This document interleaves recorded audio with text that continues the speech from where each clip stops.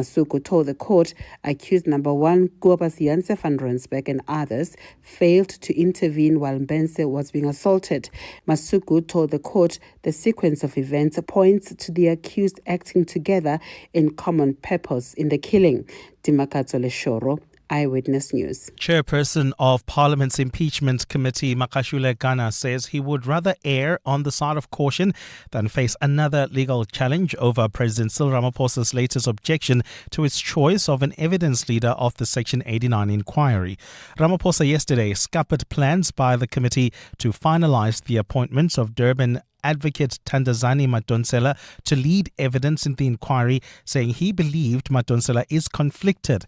But opposition parties say this is another tactic by Ramaphosa to delay facing accountability for the $500,000 stored and then stolen from his Palapala farm in 2020. Lindsay Dentlinker has more. Opposition parties, including the MK, EFF and ATM, strongly objected to the suggestion that the impeachment committee take legal advice on the president's objections to the appointment of advocate Thandazani Madonsela.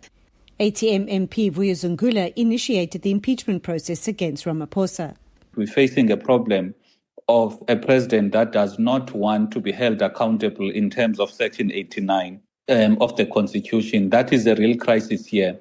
But committee chairperson Makashule Gana says the committee should avoid legal challenges of its decisions. We will be failing in our responsibility as members of parliament, as members of this committee, if we do not fully apply our mind to this. We have to take a step back from the politics of the matter.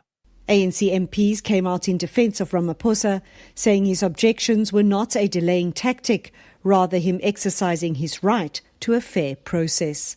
Lindsay Dentlinger, Eyewitness News, Parliament. And at least 6 people have been killed in Russian attacks in Ukraine's capital and its surrounding region overnight. Kyiv's mayor says the missile struck residential areas and warehouses, wounding more than 20 people. Both Russia and Ukraine have ramped up attacks in recent months, with Moscow increasing its long-range strikes on towns and cities across Ukraine. While Kyiv has faced near-nightly attacks, Ukraine has also escalated its retaliatory strikes on Russia in recent months, partly to pressure Moscow to the negotiating table after nearly 4.5 years of war.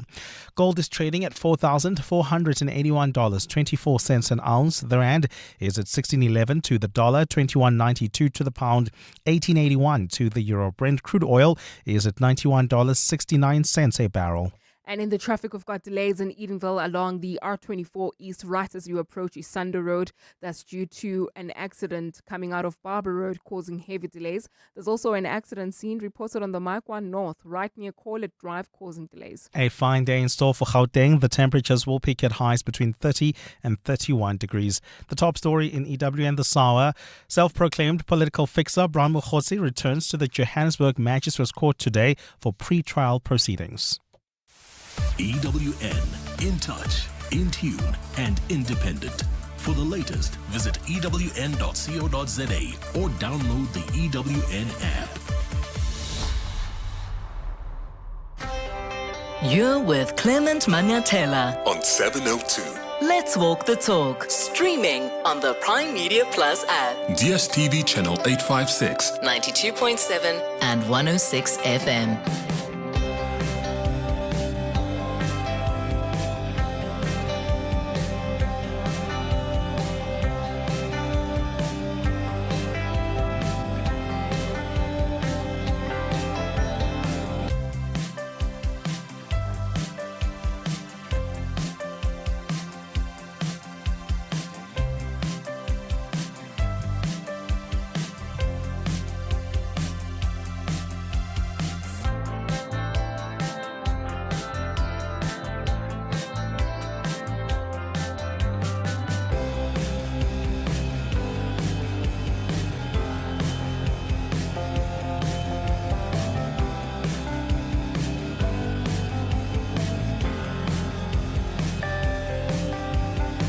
Minutes after 9 o'clock. Dumelang. Welcome to the Clement Manyathela Show on this 20th day of the month of August. It's great to have you with us here on 702. I hope you're well this morning.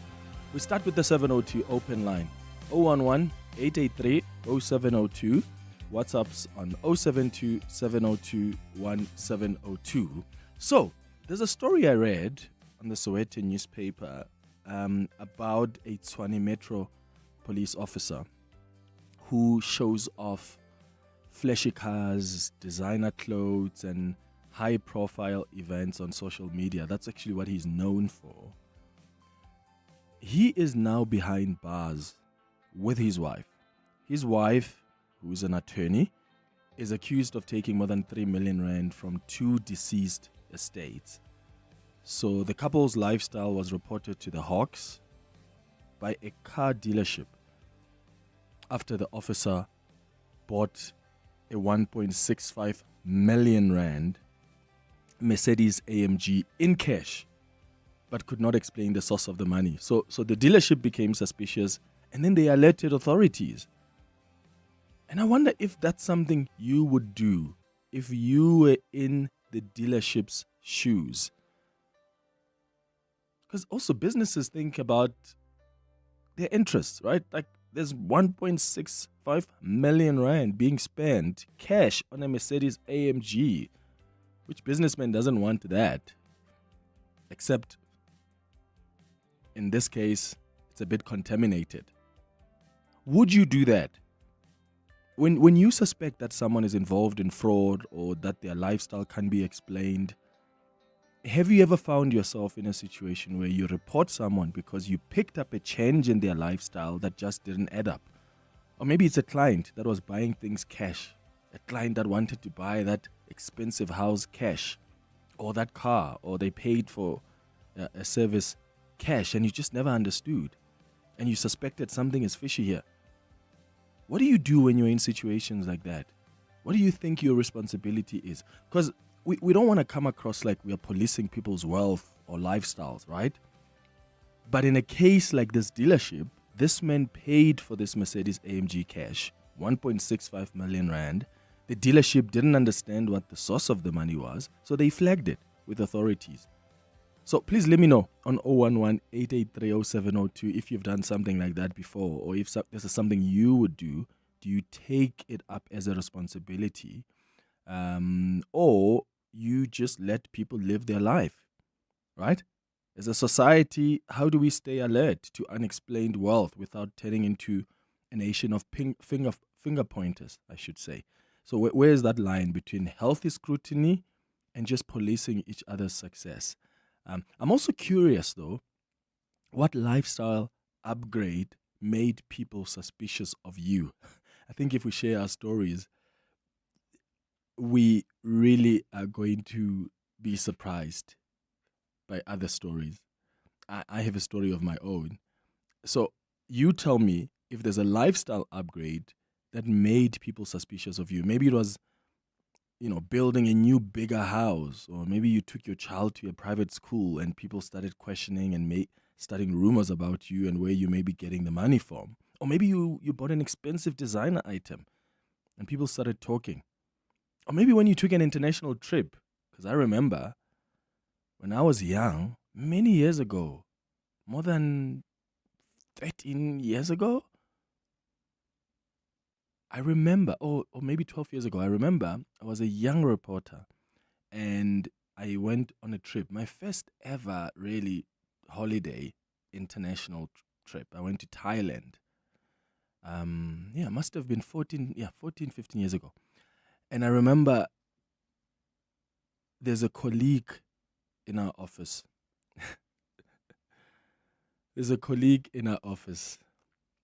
And I'm not going to mention who this person is because the person is actually quite known. There's a colleague in our office who then said to the boss at the time that you must do a lifestyle audit on him because how could he afford to go to Thailand? I mean, you don't even know how long I saved for me to be able to take myself on a trip like that.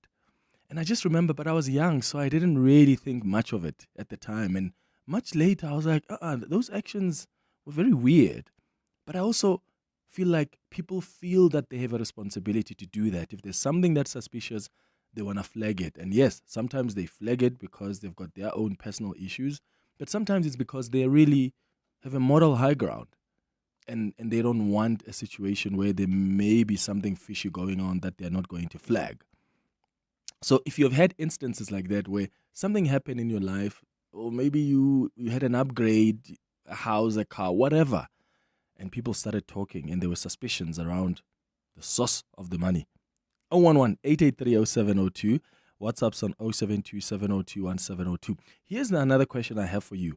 So the Mbobela High Court has heard how Nonhlanhla Mthunywa lured her 62-year-old mother to her death.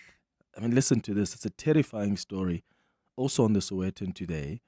So testifying as a state witness, this woman, Mthunywa, says that the plan to kill her mother stemmed from a conversation with her neighbor who told her they would get quick money if they worked together to kill her mother. And she agreed. Can you imagine your neighbor coming to you and saying, let's kill your mom, and then we're going to get a lot of money afterwards? Because that neighbor had taken a funeral policy on this woman's mom. So this woman agreed. So this killing was motivated by a desire to obtain an 80 million rand funeral policy payout. So Mthunywa says she helped lure her mother into that situation and then watched as she was killed. Because there were earlier attempts involving poisoning that didn't work. She poisoned her own mother, it didn't work. So apparently a planned shooting also failed. So they literally physically just pushed her to the ground, hit her with an object, and they killed her. And she watched. And she's now coming out and confessing in court and saying she can't even sleep because her mom is haunting her. So she's now serving a 20-year jail sentence. She's a state witness. Like, what? Do you believe in people haunting us? Because I've often heard this a lot. Like, oh, this is haunting me, or I read stories about someone who says that my grandmother, my dad, or my ex-husband, or I'm being haunted by them, like as if like a spoko. But I wonder what happens when something you have done refuses to leave you. Like, are there things from your past that still haunt you? Like maybe a decision you made in the past that weighs on your conscience or keeps you awake at night? So if you've got past actions that still torment you, let me know how that expresses itself, that torment. Is it through dreams? Is it just the guilt that you continue to carry? 011-883-0702. WhatsApp's on 0727021702. At 10 o'clock on the Hanging Out feature today, I'm so excited. We're hanging out with 702 Breakfast host Bongani Bingwa. He's one of the most familiar voices in South African broadcasting. He started off as a child star. Can you believe it?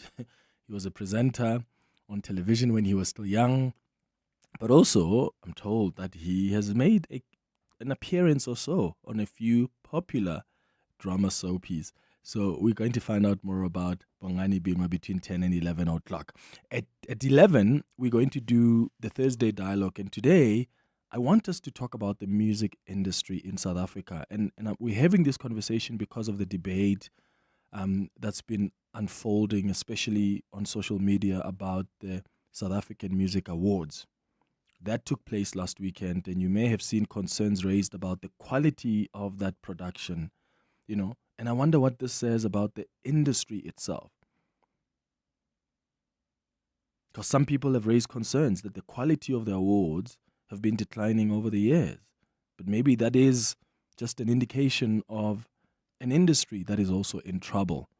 So what I'm going to do is bring in the executive producer of the South African Music Awards, because there are some people that have got some questions. You've got some concerns that you've raised, and I want to be able to give you an opportunity to also ask him questions. So I'm going to be joined by Lupi Ngayisa, who was the executive producer for the 32nd South African Music Awards. Let's talk about the state of the music industry, and let's be honest, even about the awards themselves. Why is it not working? Why are there still technical glitches? What needs to change? And is there good support, whether from our government or private sector, support on the music industry in this country? That's a conversation at 11. That's the show coming up over the next 3 hours. Clement Manyathela. Streaming on the Prime Media Plus app. DSTV channel 856 92.7 and 106 FM. Tabo, you calling us from Tswane. Good morning. Good morning, Clement. How's it? Hey, Tada. Hey, is this cop your homeboy? Yeah. Hey, man. So, what I want to start with now is to appreciate as a South African and commend that dealership. What they do, something that few can do. Okay. We prioritize profit over anything else. Even if it was me, maybe I would have kept quiet anyway. You see? But let's appreciate that dealership. We have Madanga Commission now. We have all those of things because of such police officers that don't appreciate the little that they have, that they get from us taxpayers of this country. So, about him, I think he got himself where he is now. There's no way, Clement, that a police officer earning less than 40,000, his take home is less than 30,000, can build a more than $1 million house in 3 months, finished with a swimming pool. Even if you can say your wife or your partner or has a law firm that is making money, it cannot be that. In the same year, you buy a V300 V-class car, and then now you go for G63. It does not make sense. He just invited all this for himself, and I feel bad for those who are now sympathizing with him, because what we should be sympathizing with him is the two families that has been scammed, the money that should have been taken care of that family. So, in short, I want to say, let's commend that dealership and make sure that these kind of people, they don't come close to any of our institutions. It can be correctional service, it can be your SAPS, it can be your border management or anything of some sort. This kind of character, they don't deserve to be anywhere close to those things. They just go straight and rot in jail, because we know him, we grew up with him. But, and not to say we're jealous, many of us couldn't tell him anything, because you say anything, he goes to social media, post you, and brag about what he has and what you don't have. So got you, Tabo in Tswane. Thank you so much for your call, man. I think we must commend that dealership. They've done well, but also I wonder if there also is no obligation or responsibility on these dealerships as well to flag these suspicions. Barry, you're calling us from Fourways. What are your thoughts? Good morning. Morning, Clement. How are you? Good. How are you? Cool, man. Yeah, there actually is an obligation. So I recently purchased a car from a dealership, and you have to fill in KYC, know your customer forms, and it's something in there, and it's an obligation on the dealership to report anything that smells fishy. And it goes to the point that Tabo raised now. Like he said, maybe if it was me, I would have kept quiet. And it's since I placed the call to you, I've been thinking about this a bit more philosophically. Is that as people of South Africa, we choose the society we live in. If we choose to stay quiet when something is a bit off, when something's not right, we empower these nefarious criminals to continue their ways.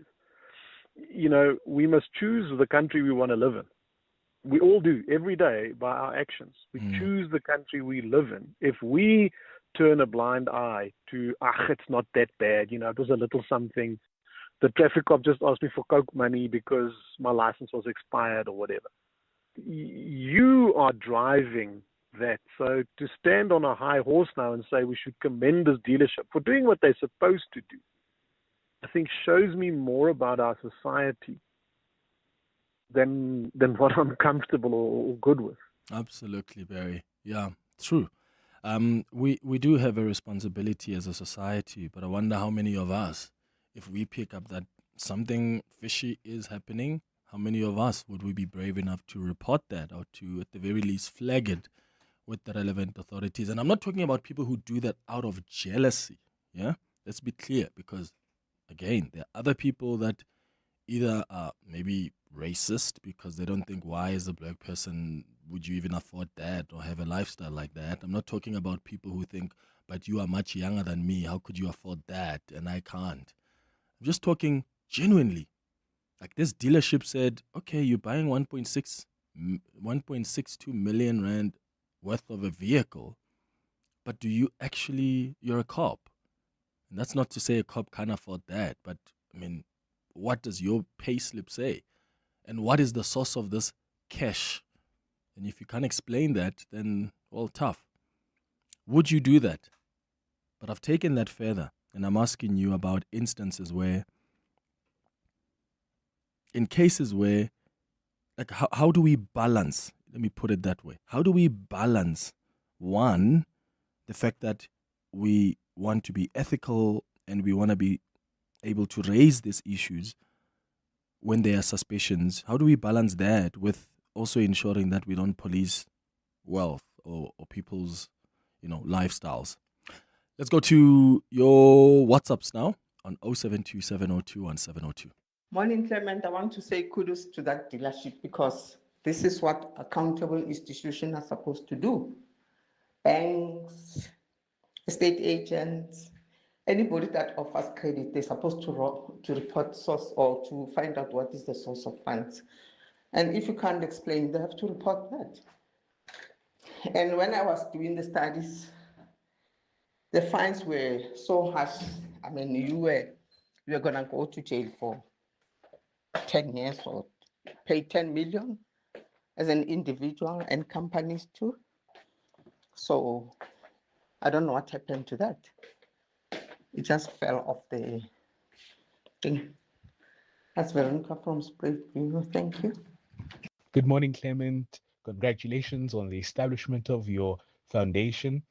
This is Asana from Nigel. My key takeout from the Tshwane Metro Police officer is that as a young person, I've come to accept that I should stop being envious of the things that people have, because most of the time, or some of the time, especially now, it seems that these people are doing very bad things to accumulate that type of wealth. Good morning, Clement. This is the baby daddy from Middle and Soweto. I once encountered a situation where people were asking as to how do I make my living. I remember I was working for this other community TV station here in Soweto, and I had just joined in. Within a year, I managed to buy myself a silver VW. That was my first car. The fellow journalists that I found there at that station, they went to an extent of asking my news editor as to how much am I getting paid if I managed to buy a car within a year of joining the station. Mind you, I had just joined the station from another TV station. I had gotten my money, and I was also working over the weekend as an MC, and I was doing promotions also over the weekend. So that's how I managed to accumulate my wealth and to buy that car. So people are asking around. Even the news editor came to me and said, dude, people are now asking me as to how did you manage to get a car if you just joined the station? And the only problem was I was close with the news editor because of the work that I do. And we had worked at another production before I joined her as a station news editor. Thank you. Yeah, that's so interesting, eh? Yeah, we need to, there must be, it's a thin line, but we need to be clear about, not traversing that. You don't want to police people's lifestyles because you also don't know where people get their money. Like, there are people who work extra jobs. There are people who in one day they're doing 3 different things. You don't know that. So the fact that they're able to afford something that you, with what you are doing, can't afford doesn't necessarily mean it's wrong. But at the same time, we live in a world where people are so excited about quick riches. So they're willing to do anything. So we must be alert. I mean, look at the Madlanga Commission and what's been revealed. Lita, you're in Butterworth. Good morning. Good morning, Clement. Sure. Clement, my question is, because I'm just a salesman here and I need my commission. Or I'm the owner of this garage. Like, where do I enter? Not unless there's a law or there's whatever that if someone comes with cash, the person must be reported. But if there's no such a thing... No, not reported, I think, because someone called earlier, I think, who owns a dealership, who said that it is a requirement from dealerships that you... if there's a suspicion, yeah. So if I mean, you can't just drop cash there. And I don't know what the documentation is. So maybe what we'll do later is ask other people out there who've done it. Have you ever bought a vehicle cash or a house? Like, what processes are involved there that would lead to people knowing what the source of those funds are? And what is that requirement even for dealerships to flag these suspicions? But Lita, you're asking, no, you shouldn't do that unless you're required by law to report the suspicion. Unless you're required by a law, and once you found that you did not report it, then you know that you're going to be in big trouble. But me as an estate agent, I mean, someone comes with cash and is buying this house and I know that I'm getting a commission here. Where do I enter? Like, I'm not even the company owner. Like, where do I enter, my brother? Yeah. Some other people, there's this thing, man, from black people that says once they see you having some money, that here because this one does not deserve to get these things that the others have, So it comes from jealousy, man, that thing, man. Just leave. The police will do their work at the right time. It's not your business, man. Okay, Lita says, none of your business. Let's go to some more WhatsApps. Good morning, Clement. Edith from Marshall Town. You're very right. Your question. Not many of us would have thought, let us really, look away from the profit that we make, the business is growing and everything. Not many of us would have done what the dealership has done. And bravo to them.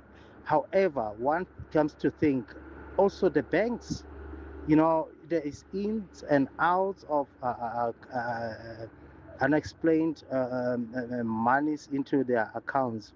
And if it had come to the point where they would have made a purchase, also the banks maybe could have been the point where these alarms were raised. We are not at that point as a society where we act on such things, and few of us are like those dealership that did this, and it's bravo to them. Thank you. All right. So a few people are responding to the question I asked about what the requirement is for specific dealerships. I see one says, "Hey Clement, yes, it is a FIC requirement that you report, that the dealership reports suspicious transaction. By the way, dealerships, banks, estate agents, accountants have to register with the FIC as accountable institutions." Another person was saying here that, Clement, I used to... no, not that. This one says, Clement, where is that? Okay, there. Regarding the person buying a car cash, as a dealer, our hands are tied by law. Before we can move forward on any transaction, the buyer has to sign a source of funds declaration and undergo a FIC credo check. It's strictly about anti-money laundering compliance. So dealerships cannot take the risk of heavy fines when not complying with the law. So, see, the law does require you to flag it. So either you're going to be selfish and think, ooh, if I flag it, I may lose this profit, or you face the consequence of huge fines. It's 9:31. More calls and WhatsApps after the latest in Eyewitness News headlines. Fiso, hi. Thanks, Clement. Good morning. Cape Town Safety and Security MMC JP Smith has denied claims that he orchestrated a plan to assassinate National Coloured Congress leader Fadil Adams. Adams told the commission yesterday at Madlanga that this was planned last year due to his interference in an alleged municipal tender. In a statement, Smith has welcomed Adams' testimony, saying the commission now has insight into how political interests may seek to manipulate policing processes for political gain. Self-proclaimed political fixer Ramaphosa returns to the Johannesburg Magistrates Court today for pre-trial proceedings. Mogotsi faces charges including perjury, defeating the ends of justice, and the unlawful possession of a firearm. He was arrested in May for allegedly staging a hit on himself last year. And a 27-year-old man has been arrested after his girlfriend's body was found stabbed in Soweto. Smiso Pagati was tracked down in Huberta near Clarksthorpe yesterday, just 4 hours after his photo was circulated online. Jabulisile Shabalala's body was covered with clothes and blankets last Thursday when it was found in a room she had been sharing with the suspect. Those are the headlines. This EWN and more at 10 or as it happens. EWN Traffic. Well, traveling on the M1 South, we've got delays between the Greyston drive-off ramp and Corlett Drive. This is due to roadworks. There's also roadworks taking place on the N3 North, causing delays between Van Buren Road and the Gilulis interchange. While heading towards Bedford View, do expect delays on the N12 and the R24 West between Edenville Road and the Gilulis turn-off. Heading towards Sunny Hill, do expect delays on the N3 North between Marlborough Drive and the Buccleuch interchange. There's also a bit of a hold-up along the Marquand North between the Crown interchange and Carr Street. While travelling in Boksburg, traffic remains heavily backed up along the N17 West between Osborne Road and Wits Rifles Road. More updates coming up. Stay tuned. There's more EWN on air, online, and on the EWN app. Mendy Winner's podcast, The Hope Dealers, tells the stories of the people changing the narrative in Joburg. Mendy has spent weeks witnessing the passion and the collective action of the Hope Dealers, who are individuals and organizations working to restore and rejuvenate Jozi. Catch a new episode of the podcast on the Midday Report every Wednesday after the news headlines, or watch the full The Hope Dealers video on Prime Media Plus. This week, Mendy spends time with Sfiso Gumbi and the Urban Safa team, bringing dignity and redemption to rubbish reclaimers who collect what we call rubbish. The Hope Dealers on Prime Media Plus. Uncertainty is rising, but your business still has to deliver. Production targets need to be met. And when your workforce is out of balance, the cost is immediate. Too many employees? Costs climb. Too few? Productivity drops. Workforce staffing helps businesses stay in control with flexible workforce solutions, deployed within 48 hours nationwide. When demand changes, your workforce can change with it. Visit workforcestaffing.co.za. Stay productive, stay flexible, stay in control. There are two kinds of people in spring. People who buy tons of plants and liars. Because plants need friends and a pot and who knows what else. Feed the obsession for less at Chamberlain's Blooming Good Savings Promotion. Get an assorted 6-cell seedling tray for only 29 Rand and a bag of Colterra compost for 25 Rand while stocks last. Visit your nearest Chamberlain from 13 August to 13 September for friendly service, expert advice, and absolutely everything you need to make your home summer ready. Chamberlain, famous for hardware since 1903. Your voice. Your station. Your open line. Walk the talk with Clement Manyathela on 702. 25 minutes before 10 o'clock. What would you do if you were in a situation where someone is using huge amounts of money to buy? Maybe you're an estate agent. They're buying a house cash. You own a car dealership, or you're a salesman. They buy a car cash, and you don't understand the source of those funds. Would you report them? Or are you thinking more about making profit? There's a dealership that reported this gentleman. He's a cop. His wife is an attorney. Turns out his wife is accused of taking more than 3 million Rand from 2 deceased estates. So what happened now is they went and bought this 1.65 million Rand Mercedes AMG in cash, but they couldn't explain the source of the money. So the dealership became suspicious and they alerted authorities. Is that what you do? And if that's the line we take, that where there are suspicions, we have to act, how do we separate acting because of whatever moral responsibility or ethical responsibility you think you have versus people who act because they're jealous? So they just flag suspicions just because they can't explain your wealth, but you can explain it. Maybe you work extra jobs. Maybe you received rough money. I don't know.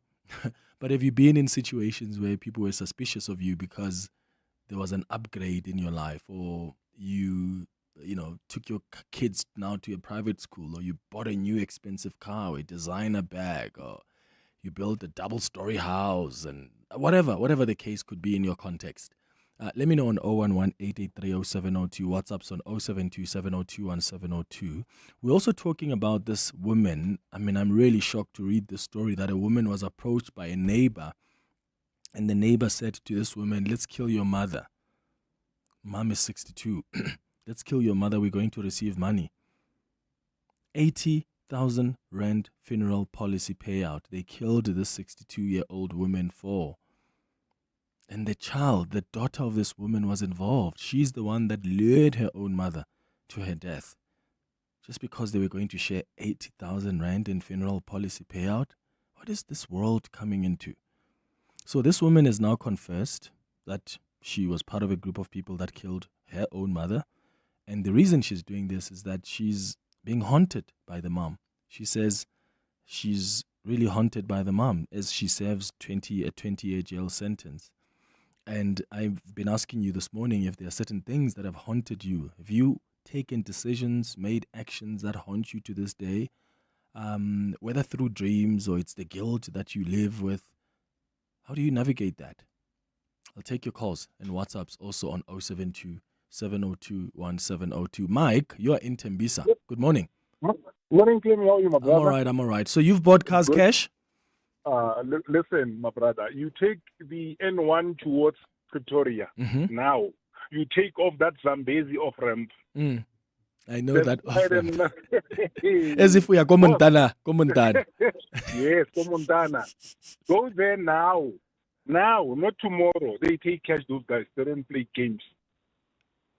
Yeah, You get what I'm and taking saying? cash is not the issue, right? It's do they not comply with like the FICA regulations and? Look, I don't want to come with a sweeping statement. Some of them, they don't comply. Mm-hmm. They don't care. They want money. Go to Julie Street in Johannesburg. You know Julie Street? Mm-mm. The same thing, yes. Julie. There's quite a number of, we call them opgebo kare, meaning those cars which are, they call it cut and paste. Vehicles which were involved in an accident and then they assemble them and they sell. Because the insurance cannot finance those type of vehicles. They call them Code 3 or Code 2 vehicles. Yes. Okay. They can't even be insured or let alone be financed. They're dealing with cash, those guys. Mike in Tembisa, thank you. Tulani, what do you want to say? You're in Centurion. Hi, Clement. Yeah, first things first, you did not invite me yesterday to your foundation, and now I have to explain to my friends why Clement did not invite you. There's a chap who's an avid listener of your show called Disco. He asked me why wasn't I invited. We'll but anyway, invite you to the next one, Tulani. But anyway, the comment I wanted to make is almost similar to what Mike has just said. Not all of these dealerships actually comply, Clement. It is actually a requirement indeed that you need to disclose the source of funds for anything that you purchase, cash, be it a vehicle, be it a house or anything. But there's a number of these dealerships that are actually doing money laundering, and the police know about them. But the ones that Mike is mentioning, the Jewel Street and the Montanas, those are actually small fries. Big dealerships that sell Porsches, Ferraris, Lamborghinis, they will never disclose this thing. You just go there with cash, they will never disclose it. But these ones really need to be commended because it is something that I think is commendable. Yeah. Tulani in Centurion, thanks. Tabang in Middlelands, hi. Hey, Clement, how are you, sir? Hey, Tada. Hey, Tada, sir. Clement, with the Madlanga Commission happening right now, nobody wants to be fingered. I think what that dealership was doing was that they want to set a foundation to say, if it happens that this guy appears in Madlanga Commission as the corruption is busy happening in our country, that at least they have reported that thing as to them being fingered in this whole situation. I definitely want to recommend them. For what they did. They did a nice thing to alert authorities about this guy. Yeah. Tabang in Middlelands, thanks. Johan, you're in Germiston. I'm told you're a financial planner. Something on the road. Hey, Johan, can you hear us? Hi. Good morning, Clement. Yeah, hi. Go ahead. Yes, I just wanted to add to the conversation about handling cash. There's an obligation on a long list of organizations or people, banks, dealerships, estate agents, as financial planners. Everyone has to comply with FIC regulations. And when it comes to suspicious transactions, anything over 25,000 rand in cash has to be flagged.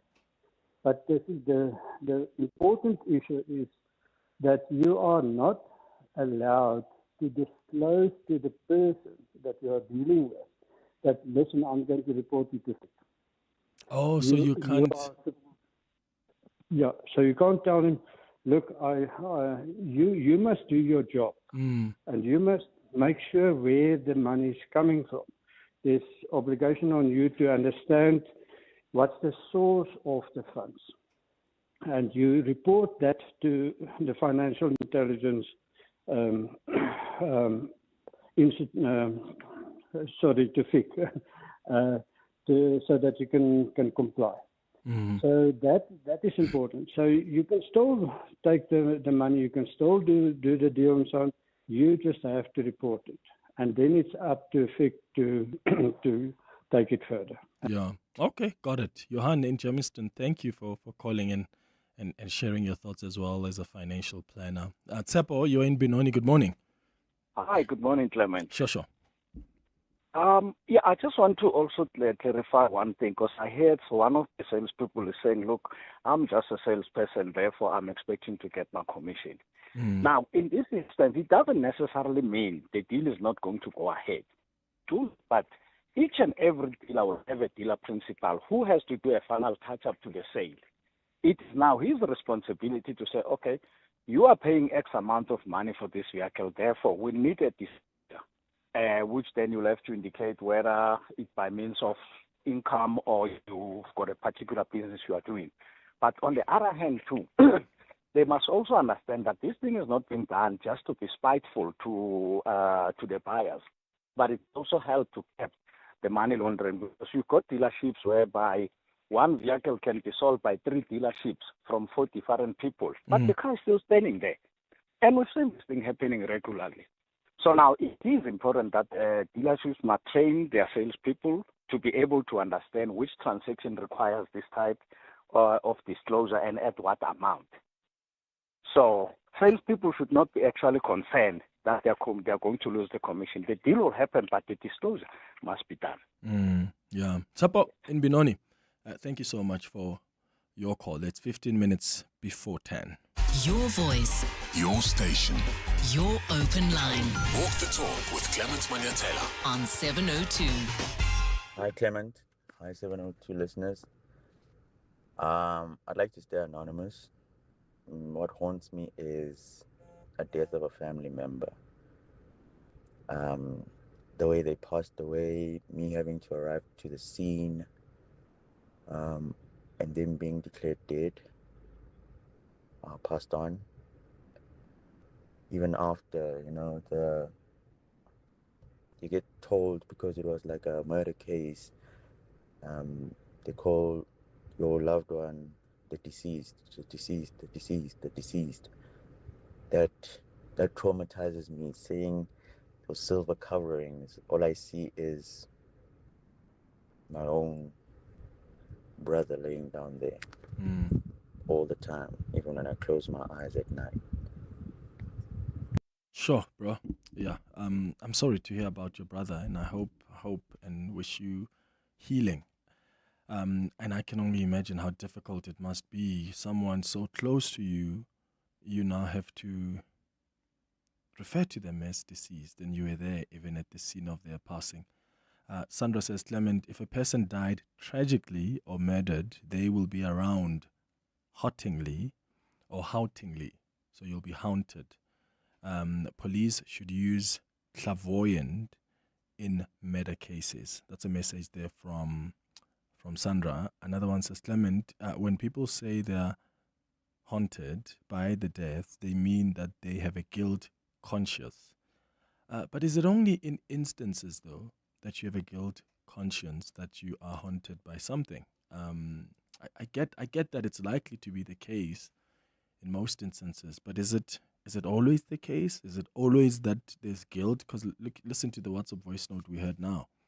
He says, I'm haunted by the images of my brother laying there, dead. The people calling him deceased. It doesn't seem like there's guilt there, but still, that's something that's haunting him. I don't know. How do you see it? Let me know. On the YouTube line, on the YouTube page, Litler says, Clement, what if the cop who bought that vehicle won the lotto and he doesn't want to declare his winnings, and that's why he didn't want to disclose that to the dealer? Well, tough. Then tough. Because what must happen? Because all of us then are going to claim that we won a lotto and we don't want to declare it. But that's the requirement. If you are going to buy cars, houses, cash, it is a requirement for those companies to report you if they're picking up something suspicious about the source of your funds. Mekhatla on the YouTube page also says, Clement, Mina, I generally prefer to let people live their lives. Reporting wrongdoing in a personal capacity may expose you to serious risks or death. It's safer for businesses to alert the authorities. Mpo, you're calling us from Harties. Good morning. Hi, Clement. How are you? I'm all right. Thanks. Go ahead. I'm good. Thank you. You know, I'm listening to you, and I'm quite amazed that we have people who are selling houses or salespersons who do not know about this requirement. Because that in itself is a contravention that they are not aware of the requirement to report, suspicious transactions or any cash transaction that is above the prescribed threshold. When you look at the FIC Act, it prescribes what cash is. And it gives you the thresholds that you need to report. If it's above a certain amount, then that's when you need to report. Now we have a threshold, but you'd find that people want to circumvent this particular threshold. They will come in, say, pay 20,000 during the day. So this threshold is in a day. That's what it says. If you pay cash of this amount on a daily basis, then that's a reportable transaction. Now, people would come and pay 20,000 now. It's lower than the threshold. Come in later, pay 10,000. Come in later, pay 20,000. That in itself, you have to aggregate the amount for that particular day. You have to report it as a cash transaction reporting.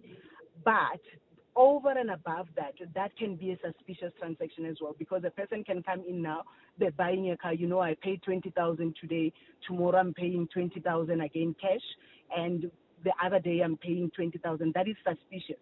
You have to report it. And with the source of fund, it's given. Even with investments, when you do an investment, you have to declare what the source of funds of these investments are. Yeah. No, thank you so much for that. That's what I wanted to highlight. Yeah. Thank you. I mean, you have a duty then to report the suspicious transaction of over 50K. More of your WhatsApps on 072 702 and 702. Morning, Clement. I don't know. I'm torn about that dealership because we live in a world where, if they can mention the dealership so that we don't go there. Yes, in principle, it's noble to do what they did, but where do you draw the line? Like you said, the question is, where do you draw the line between pocket watching people, policing people, and yes, because it turned out that the guy was he acquired his money illegally. But what if it's a black person who earned an honest living and the dealership were to be white, and it turned out that no, he was just being profiled because he was black? Are we going to have that reaction? I think we must be consistent though, Prince in Bedfordview. Clement, I would like to know whether is this only based or looked upon only South Africans, because we have plenty foreigners who come to South Africa with nothing, but hardly 6 months they're driving the Range Rovers, they're driving the Mercedes-Benz AMGs, they're buying Porsches, they stay in the Cape Town. Now we want, actually I just need an explanation that is it only towards South Africans or what now? Sharp. Hi Clement, it's Anonymous from Alberton. I have bought a car cash previously, and in my experience I was never required to produce evidence as to where maybe the funds came from. I think I did sign a declaration form just indicating where the funds came from. But yeah, I signed that form and I swiped my car and I got my car. So yeah. Hi, Clement. Your previous caller, is it Victor, the one who's saying Ungenapi as an estate agent? Ungenapi, when I bring money, I just want my commission. Unfortunately, there are laws You are accountable institutions, just like the car dealerships. If you see something, it's a red flag. People go to Madlanga because of such things. Uti, why didn't you report that there was such a lump sum of money? There's what we call a money laundering act, which we have to with all accountable institutions. There's money laundering officers, so those things should be reported. Unfortunately, it doesn't work. You have to report that, otherwise you could be implicated. Mpo. Thanks. Hey, Clement, you know the way I have become so skeptical each time I see someone driving a Bentley or a Ferrari. The first question that comes to mind is, who died for you to get to drive that car? Just like Babita Diokaran. Good morning, Clement. Just commenting on this subject of whether I would go in and report somebody for the money that they spent. Bottom line, you know what? Morally, what he does is his problem. My side, I mind my own business. I keep my nose out of somebody else's business, and I expect somebody to keep their nose out of my business. What I do is my business, and that's it. Yes, if I'm doing something wrong and I get caught along the way, that's mine to face, and I will face alone. But I don't need someone that is, whether you want to call it jealous or whether they are curious. It's not your business to be curious. Your business to mind your own business. So, yeah, that's my opinion. This is Said from Johannesburg. Thank you. Your voice. Your station. Your open line. Walk the talk with Clement Manyathela on 702. Hi, Clement. Keep me anonymous. It doesn't necessarily have to do with guilt, because I remember when we were burying my uncle, I was very young also. And then what happened was that I kept on seeing that thing in my mind, and I couldn't deal with it. It was difficult to deal with, but eventually it did. So it has nothing to do with that. So that's responding to that listener who is suggesting that, the people who are haunted, it's because of guilt. And I think you saying you agree with what I was saying earlier, that I don't think, you're only haunted because you're guilty. Sometimes you're haunted because you're just traumatized by some things that you're exposed to. I want to go back to some more of your text messages and WhatsApps about this issue of reporting suspicious transactions or suspicious behaviors. Morales says, Clement, I think in most cases, before one gets large amounts of money, during earlier days, one was asked to complete a form where you'll get money and present it to the receiver of revenue for tax clearance. The bank will then get the money and you are paid. Today, people are cutting corners. I don't think if it is still like that today. And then another one says, Clement, I think most people take the moral high ground only when it's far from home. Otherwise, the majority of the people wouldn't mind a 50K and above kickback. Well, that's also a reality, hey? It's also a reality that people will just look the other way when it involves especially people around them. T says, hey Clement, when I bought my house, I was 31 and stayed in it for 4 years. And then I demolished it and I built my own plan. Didn't people start talking? Others even said, Kinalin Nora. Is that Uktwala? Yeah. Why? Where does this come from, guys? Why is it that when you start seeing someone as quote unquote successful, because that's also subjective. You may see someone as successful, but they don't even see themselves like that because they have not even reached their peak. But why is it that when we see people's lifestyles changing, we assume that they've got some snake that's helping them with their success? Does anybody know where that comes from? Please help me out. It's something we've always known, like even like growing up, But I want to know what the reference point is. Where does it originate? This kind of thinking about a snake and maybe there are people who do it. But please don't tell me about people who do it. Tell me if you've done it. Like, do you have a snake? Have you ever gone to someone who put a snake in front of you and that's what helped you with your success? I've never met anybody who's, I guess also people wouldn't admit to that, right? But maybe you're feeling a little honest and transparent this morning. Please, I want to know, is that a thing? And where does it originate? I've always been suspicious of that. Hello, good morning, Clement. Let me remain anonymous. My sister-in-law's money, insurance money, was locked in the bank, and then the lawyer who was from the master's office, the lawyer came in and then said that money, he's a lawyer for my sister-in-law, and took all of the money, more than 600,000, and we don't know what happened to the money. And the family just said, he's a lawyer, let's just leave him alone. This has been like more than 10 years over, and we don't know where and what to report. We still know his name. Yeah, that is so hectic, eh? So Anonymous says, Clement, hi. In the taxi business, cash is king. We keep a large amount of money in the house. We have 5 taxis, which make 16 to 18,000 rand per month. So you make the calculation. And then just the last SMS there on the topic of guilt. Lauren says, Clement, I agree. It is not because of guilt. My mom passed away in my arms, and that moment haunts me terribly to this day. Oh, Lauren, sorry to hear about your mom.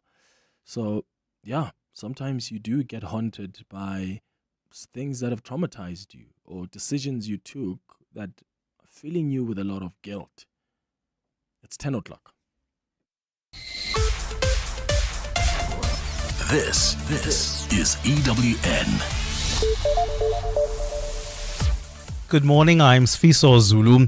Cape Town Safety and Security MMC JP Smith has denied claims that he orchestrated a plan to assassinate National Coloured Congress leader Fadil Adams.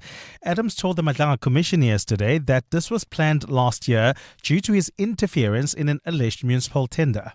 It is according to the Democratic Alliance Councillor Mrs. Deirdre de Vos and Mayoral Council Member for Housing and Deputy Federal Executive Chairperson Mr. Karl Papine that an attempt on my life was made by Alderman JP Smith. In a statement, Smith has welcomed Adams' testimony, saying the Commission now has insight into how political interests may seek to manipulate policing processes for political gain. Meanwhile, Adams is continuing with his testimony at the Commission today. Self-proclaimed political fixer Bram Mogotsi returns to the Johannesburg Magistrates Court today for pre-trial proceedings. Mogotsi faces charges including perjury, defeating the ends of justice, and the unlawful possession of a firearm. He was arrested in May for allegedly staging a hit on himself last year. Nkoskhona Malingamnisi reports. The state has successfully applied for the identities and addresses of witnesses to remain confidential. Prosecutors are concerned about possible witness intimidation, alleging that Mogotsi's wife visited a witness after the person's address was disclosed in court. Mogotsi was arrested shortly after appearing before the Madlanga Commission. He claims to have been ambushed by gunmen in Vosloorus, but police later alleged that the shooting had been staged, with evidence indicating that Mogotsi fired shots at his vehicle. The gun allegedly used in the hit was also ballistically linked to other violent crimes. Sikhona Malingamnisi, Eyewitness News. A 27-year-old man has been arrested after his girlfriend's body was found stabbed in Soweto. Smiso Parati was tracked down in Ubeta near Clarkstorp yesterday. This was 4 hours after his photo was circulated online. Jabulisile Shabalala's body was covered with clothes and blankets last Thursday when it was found in a room she had been sharing with the suspect. Police spokesperson Athlenda Mate says Phakathi is expected to be transported back to Johannesburg to face a murder charge. This arrest demonstrates the power of a united society working alongside the police. The acting national commissioner has further urged communities to continue speaking up and providing information to the police whenever they recognize wanted suspects. And Australian prosecutors have asked judges to strengthen the prison sentence of the woman dubbed the Mushroom Killer, saying she should never be set free. Erin Pedersen was found guilty last year of killing her husband's parents and an elderly aunt in 2023 by serving them a beef Wellington lunch laced with lethal death cap mushrooms. Pedersen was also convicted of the attempted murder of her husband's uncle, who survived the beef and pastry dish after weeks in hospital. A court hearing came to a close today as Pedersen seeks to overturn her triple murder conviction, while prosecutors demand she stay in jail for life. Gold is trading at $4,481.24 an ounce. The rand is at 16.11 to the dollar, 21.92 to the pound, 18.81 to the euro. Brent crude oil is at $91.69 a barrel. And in the traffic, we've got delays in Bramley. An accident reported right near Corlett Drive. It's causing delays from Marlborough Drive. There's also queuing traffic reported on the N3 North between Van Buren Road and the Glulis interchange due to roadworks. A fine day in store for Gauteng. The temperatures will peak at highs between 30 and 31 degrees. The top story in EWN this hour: Cape Town Safety and Security MMC JP Smith has denied claims that he orchestrated a plan to assassinate National Coloured Congress leader Fadil Adams. EWN, in touch, in tune, and independent. For the latest, visit ewn.co.za or download the EWN app. You're with Clement Manyathela On 702. Let's Walk the Talk, streaming on the Prime Media Plus app, DSTV channel 856, 92.7 and 106 FM.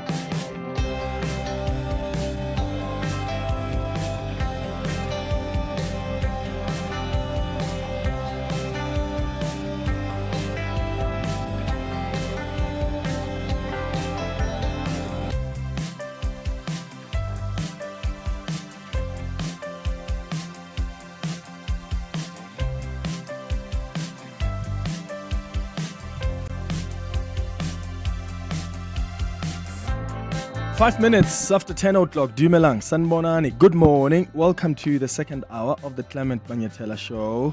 Thank you so much for staying with us here on 702. Remember, at 11 o'clock, we're going to do the Thursday dialogue. And today, I want us to talk about the state of the music industry. If you watched the Summer Awards a weekend ago, there are a few people that have raised concerns about the quality of that production because it's been declining over the years. That's the argument critics are making.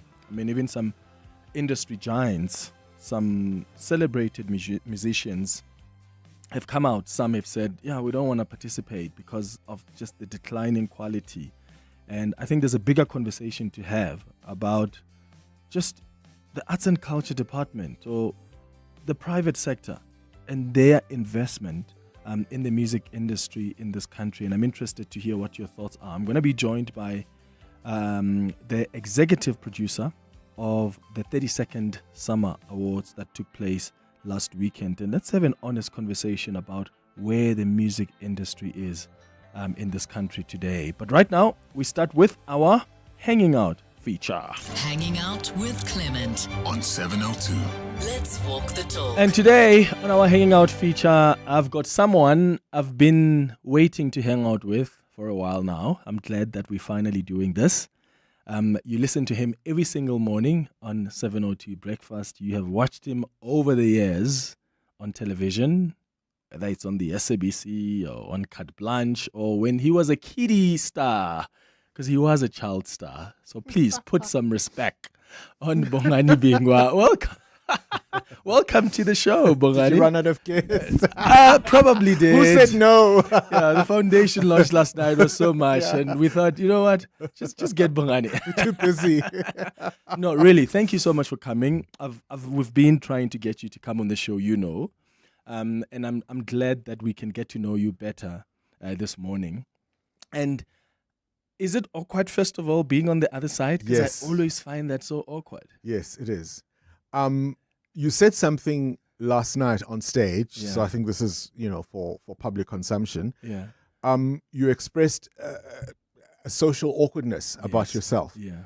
And I think because I'm such a loud, Yeah. boisterous character, people think I don't have that. But I have lots of social anxieties and awkwardness, particularly around intimacy. And this feels intimate when you have to speak about your life. I'm much happier to talk about a subject or a topic. But when it's about you and who you are, that always... I'm feeling very vulnerable right now. Yeah, well, that's good. That's good because it's good to be vulnerable. It's good. Yeah, because when then you're what on the comes other is- side, when you're over yeah, when there, you're on the yeah. other side. So when were you? Like, how old were you when you started working on television? Because then, when they called you a child star, like, what were you doing? How old were you at the time? Well, I think the child is a bit creative in it, but I mean, it's fair. So I, in high school, participated in debating, but also public speaking. And in fact, for a long time, I thought I would be sort of a motivational public speaker. And in a sense, I've always worked in speaking jobs. But there was a kiddies channel on Mnet called KTV. This was way before your time. So you might not remember I was 3 that. years old. Was it in 1993? So in 1993, no, it had been running on Mnet, and it was one of the big draw cards for people to get decoders in those days. KTV, because they had the best children's programs, cartoons. I mean, they would have big Red Nose Days campaigns. All the kids who were stars were on KTV. So the SABC was trying to obviously not lose that segment of the market. So they were starting a thing called Mini TV. And I had just won this national speaking competition, and I was interviewed on what was then called Good Morning South Africa. How old were you? I was in my matric year. So 17, 18, which is why I thought the child was Yeah, a the bit, child then is a bit of a stretch, but I see it. And so they saw me being interviewed on that, and they were looking for presenters, and they called my school, funny enough. You want to talk about teachers making a difference. I matriculated at a school in Vanderbijl Park, and they called my school and they said, hey, we saw this guy. Could he come in for an audition? And my English teacher drove me all the way from the Vaal to the SABC for the audition, and I got the gig. Oh, wow, that's so sweet. Have you ever seen her ever again since after that? I saw her about 13 years Later. after matric, and I was at the Cinema Nouveau, and I was so pleased to still be seeing the kind of films, not movies, films she would have approved of. Yeah, that's beautiful. So then broadcasting, though, growing up, is that something that's always interested you? What did you want to become when you were growing up? Funny enough, I always wanted to work on radio. One of the things that people don't necessarily know about me is my interest in music. I thought I would work on music radio. I knew and I studied who was, on what position on the charts. I wanted to know which album sold how many copies. I would be the one to open the CD sleeve or the album cover and know the producers, know the songwriters, know the studios, know which... So I could tell you writers and the artists that they'd worked with. So I always thought I would be in music radio. That's so fascinating. And people would say, oh, you speak so well, you ought to be on TV or on the radio. Yeah. And I wanted it to happen, but of course, as a kid, I didn't know how it would. But, here we are. But growing up then in the Eastern Cape, was that sort of, like, did you have people that you can reference as it's possible for me to do that? Even like become a music executive. So I've always loved radio. radio. I mean, so you also have to understand, the first time I ever saw a television set, I must have been about 8 years old, and I'd gone to play as one does, growing up in sort of township type neighborhoods, across the road, made a friend, went inside. Oh my gosh, what's this? So until I was about 8 years old, my primary source of entertainment and information was the radio, Radio Transkei.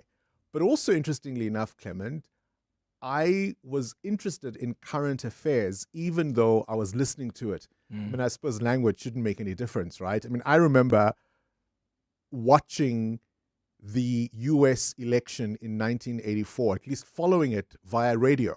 I remember when Jesse Jackson ran as a Democrat candidate. I remember when Reagan won. Jeez. I remember the scandal when Vanessa Williams was stripped of her Miss America title because I was fascinated by news and current affairs, even as a youngster. I was that precocious child who wanted to debate and talk to adults about things probably much, much bigger than my brain could understand at the time. You had no option. You couldn't have escaped this career. I mean, in understanding now what you're telling us about the things you were interested in, history is something that I do find you're interested in. It's something that you studied in school. I studied history, yeah. Yeah? Did you major in history? Yeah, and I did. And was it something you were interested in, or you came across it at university and you thought, okay, let's figure this thing out? No, I was always interested in history. I did well at school. I mean, I got the history prize in my matric year at school. A smart kid, eh?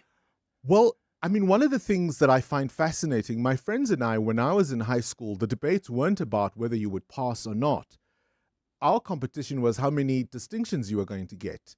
When that paper, and I mean, I remember it very well, 15 December 1993, I was sitting with a copy of the Star newspaper at the SABC reception because I was now a TV presenter. Yeah. And all you wanted to know, you would go through the names. Obviously, you knew what you got, and you went around checking all your peers. And we weren't checking whether people passed or not. I wanted to know how many distinctions did Clement get. So how many did you get? 3. What? Which was a bit of an underperformance. What? Yes. I think I got 1 or 2. I got biology, or I got Sepedi. Yeah. Yeah, give me credit for Sepedi, please. Well done, well done, well done, well done. Yeah, well, that's good to know. That's so fascinating. All right, so speaking of music, because earlier you were explaining that you've always had an interest in music, we're going to play some of the songs that you listen to or are your favorites, because we want to get to know you through songs as well. And Zintle, the producer, was telling me that these aren't necessarily your personal favorite songs, but these It's an impossible question to ask. I know, but there's that one song that you know that you'll always revert to for whatever reason. So here's something juicy for you. One of the biggest fights I ever had in a relationship, because music is such a big part of my life, was when a person who, for obvious reasons, is now an ex, said that my music interest was one-dimensional, which was about the biggest insult you could throw at me. And that's why it was such an impossible task, because you asked, or at least your team asked, for 4 songs that would sort of tell you something about me. Yeah. And I thought, I can listen to jazz, to pop, to rock, to heavy rock, to hip-hop, to Afro-pop, to Amapiano, you name it. I listen to just about anything.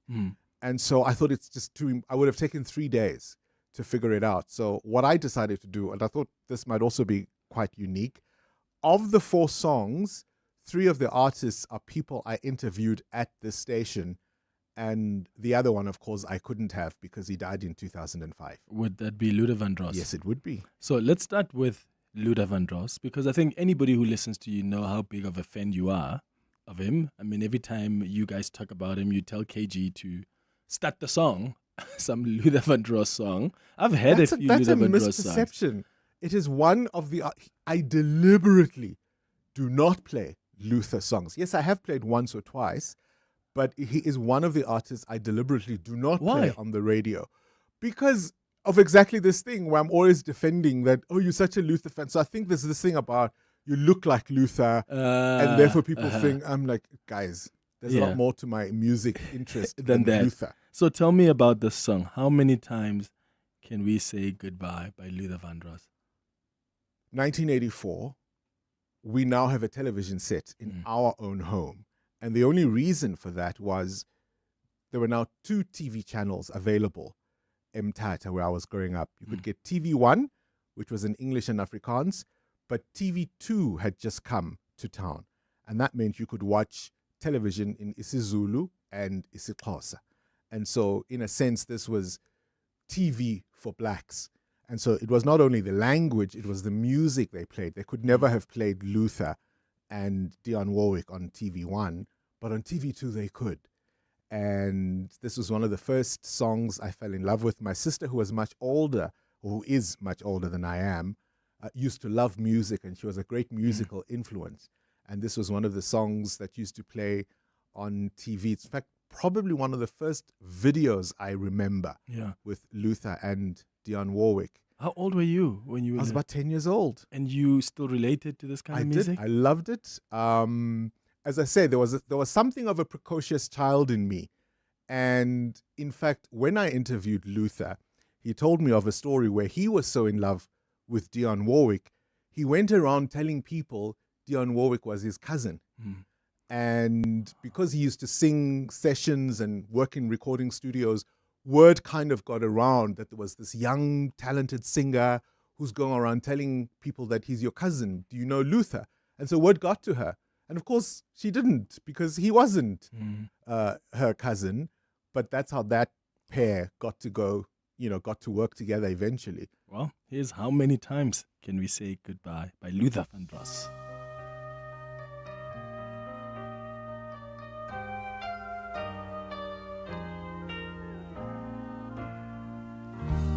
Here we are, so close to the end now. Still holding on, we try and pretend now.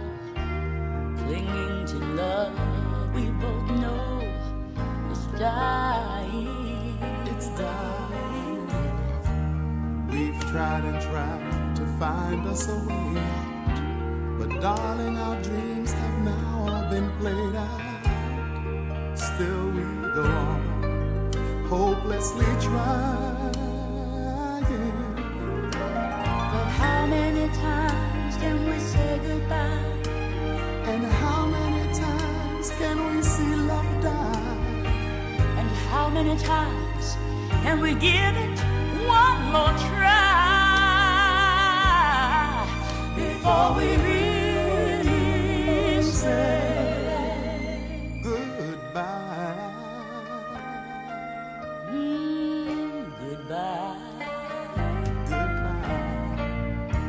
We're so in love, but wrong for each other.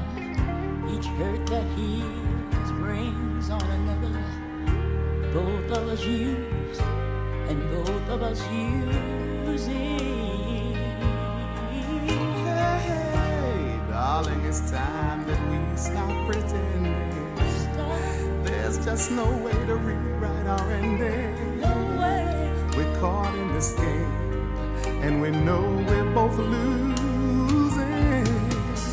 Oh, but how many times can we say goodbye?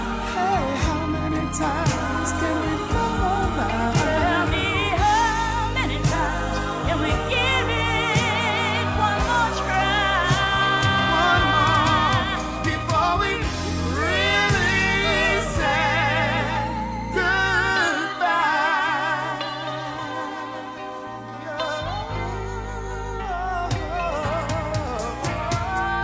How many times can we break up and make up? Both of our hearts refusing to wake up. Just can't Switch go on your mind. on and on. Come on. Come on. You sing so well. Come. And I need you on this high note. How many times can we say goodbye?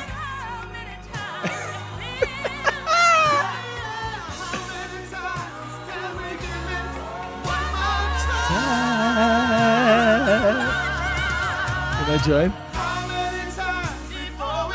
Really? No, you gotta hear this part. Bye bye. Listen. There's a note.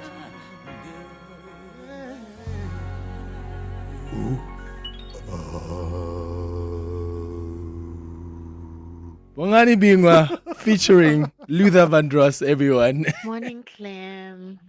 Bongani doesn't know this, but I'm his biggest fan, and it's the first time that I'm sending through a voice note. I just want to tell him I love him to bits. He is really a biscuit. If I don't get to listen to Bongani, if he's off he or air, or if I'm not able to listen in, I literally have withdrawal symptoms. I absolutely love him. It's D in Malbarton. Morning, Clement. Clement, thanks for a great show as always. And now you know Bongani's laugh. Bongani's laugh just makes one's day already, just by him laughing.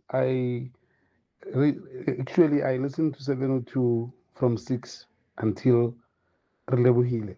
So you're my 702 team. You're the team to reckon with. Bongani, you, Mendiwina, and Relebohile. And Relebohile and Bongani, both their laughs just makes one wanna listen to them. Yeah, thanks for a great show. Thanks for a great show, Bongani. Always look forward to your breakfast show, my man. Thank you, guys. Have a lovely day.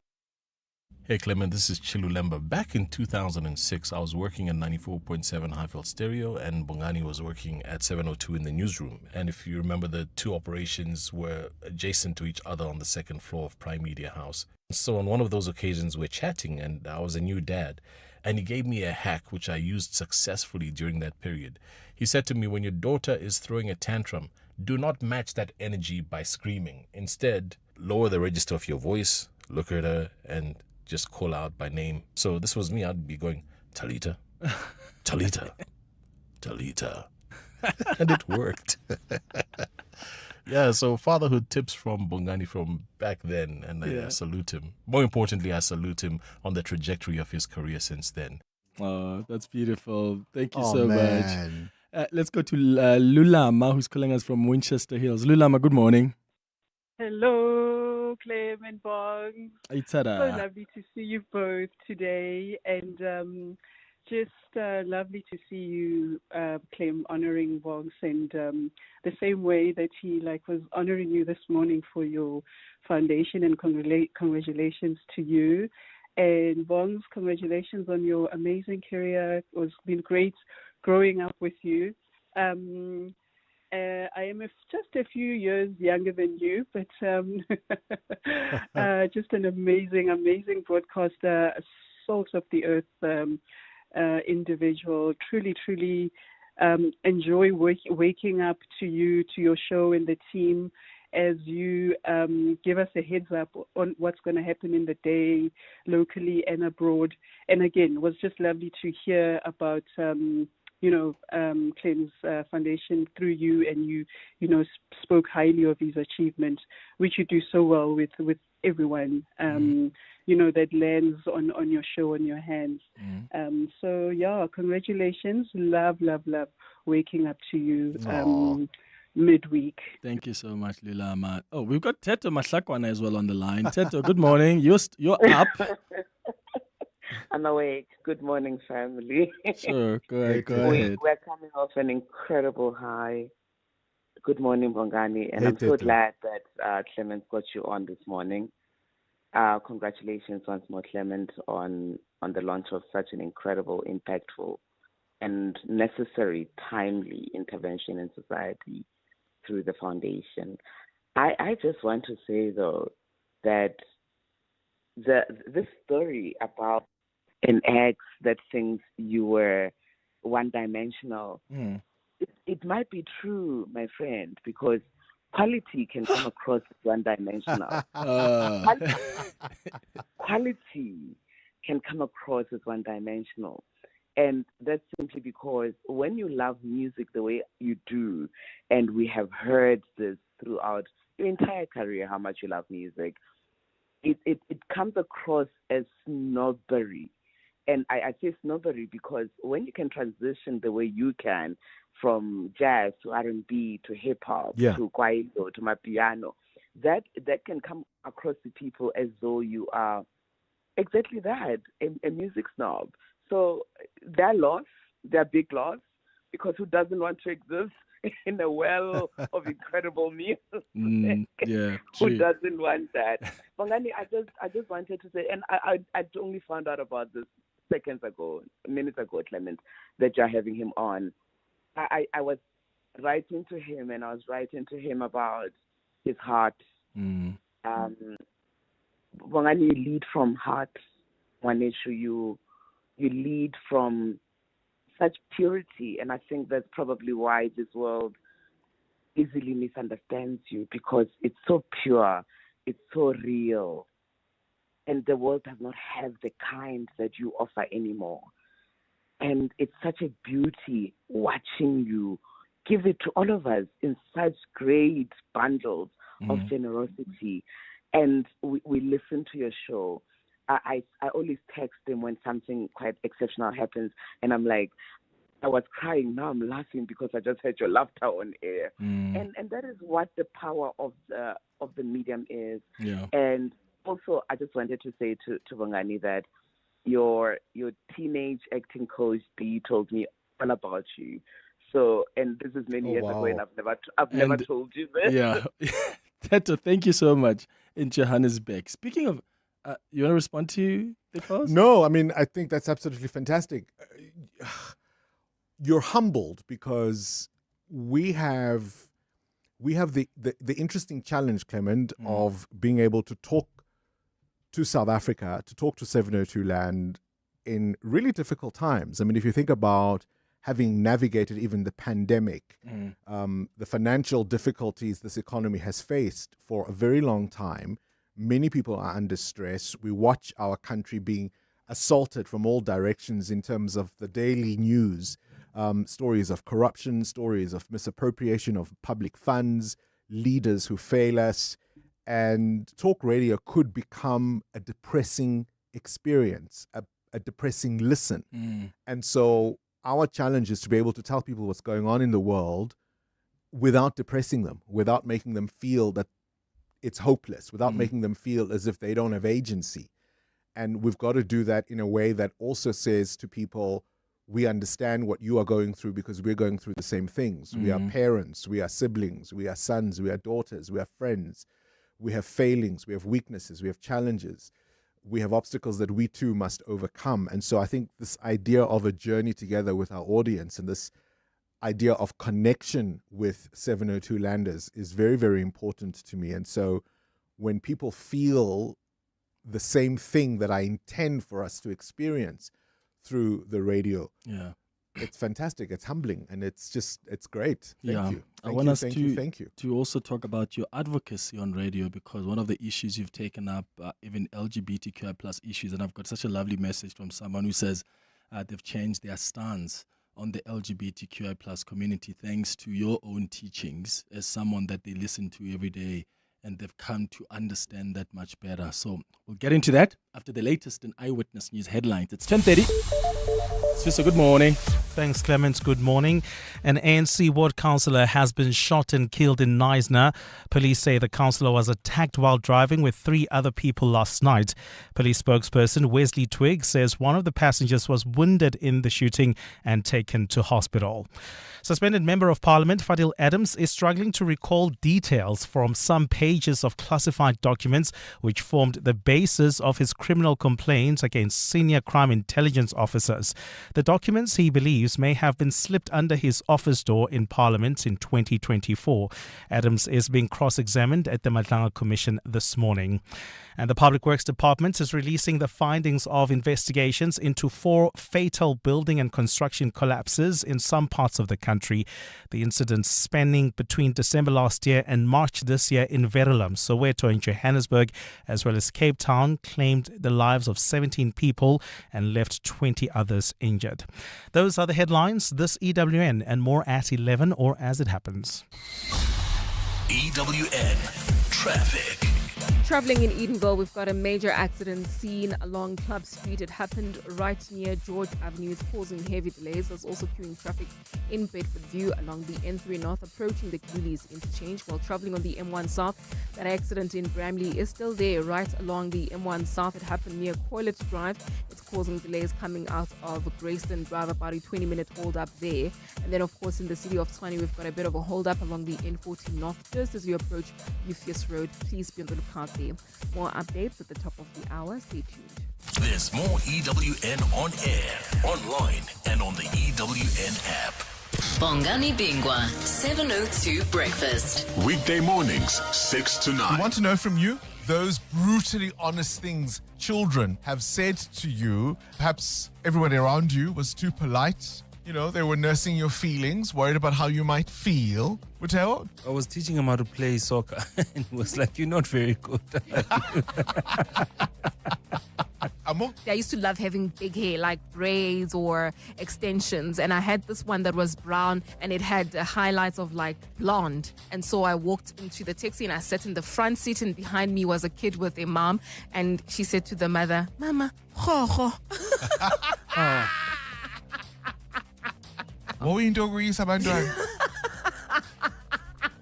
The one that hits the chats is being told that we're fat. We're being told our tummies are too big.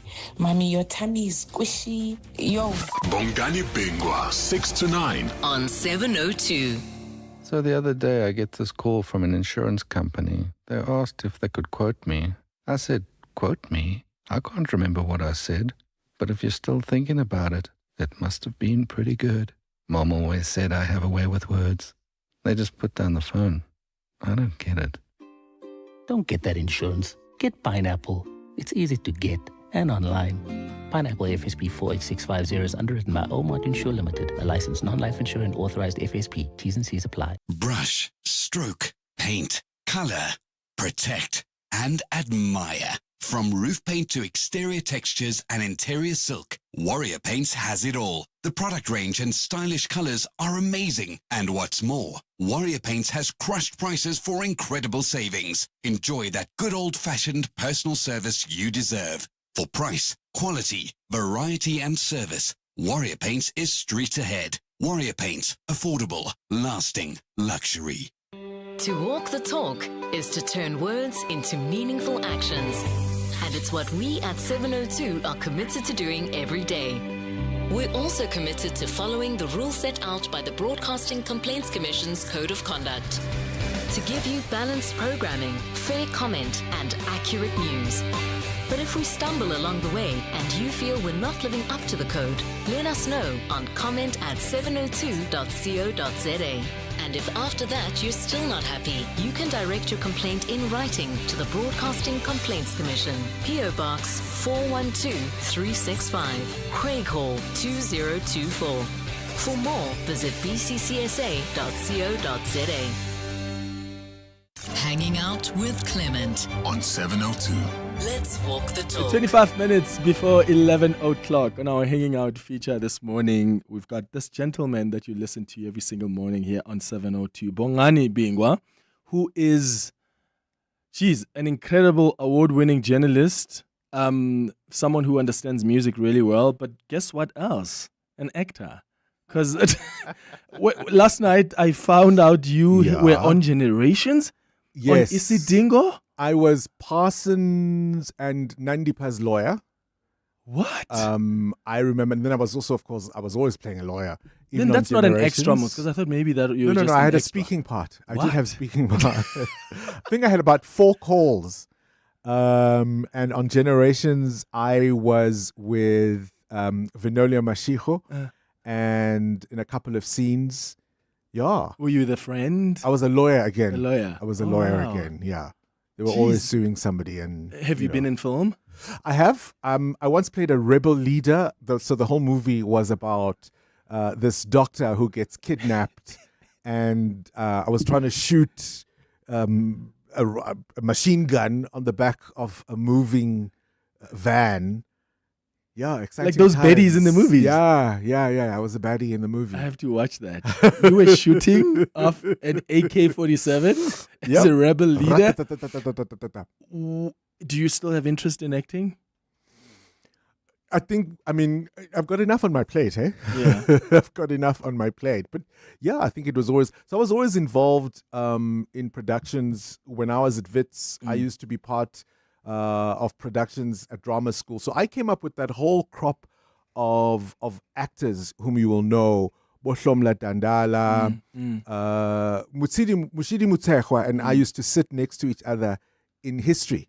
And we literally, that's every day we sat next to each other. Borrozi Mutene, we were all together doing drama and film at Wits. So I used to get involved in productions in 94, 95. So I always sort of had this, that was an avenue I could pursue. I did a couple of plays at Wits, Streetcar Named Desire and that kind of thing. What have you not done? Banzi is Dead. Oh, nice. Those few God plays, yeah. What have you not done? Because we stepped I haven't recorded yet. and that's yet, yeah? Because it may very well happen. But I mean, we step into SAA, we hear your voice. Oh, yes, there was that. Yeah. Funny thing is, I've always heard that voice because I do fly SAA a lot. And I only realized as who recent it was as probably like late last year. So for anybody who doesn't know, I'm the guy when you're on an SAA flight who tells you to buckle up your seatbelt. Yeah. You know, and please be careful. Yeah. Moving from your overhead compartment. Yeah. The luggage may have shifted. Yeah. It's so fascinating. But it really sounds so good. So I got a message from someone who, this is Cleona, who says, hi Bongani, honestly, I see you in ministry when you retire. But I think you've told a story before that you've done ministry before. Yeah, I mean, I was training to be an evangelist. I wanted to be a missionary, and I was part of a church organization, an evangelical organization. So I used to preach. I used to even go to, think Mabopane Station. Right in the middle of Mabopane Station, we'd get a whole team and we'd go public preaching. I used to preach on the trains at times. Oh my God. Yeah. What was happening at that time? Were you just convicted by your faith? I think probably the biggest part of that story was me trying to run away from who I was. And I'd grown up, in fairness, I'd always grown up around the church. And so even at the time when I was a teenager, I think part of the reason my mother never had to worry about me being out or sleeping over at friends' homes was that we were always involved in some or other outreach work, looking after the poor. We had this coffee bar, which we used to use when we were teenagers as a way to reach out to other teens and to try and convert them. And so there was a natural segue into that later on in adult life. And I think I battled with my sexuality for a very long time. And I thought if I devoted myself just that much more, healed, I would pray the gay away. And yeah, nobody heard that prayer, hey? Yeah, well, if there's a God out there. Thank God. Thank God, actually. Thank God. But so at what point then did you accept yourself? Like what was there something that happened? When did you decide this is who I am and I'm going to embrace this? Clement, Oh, well, you said vulnerable earlier, so here we go. What? Here we go. I think when I lost my son.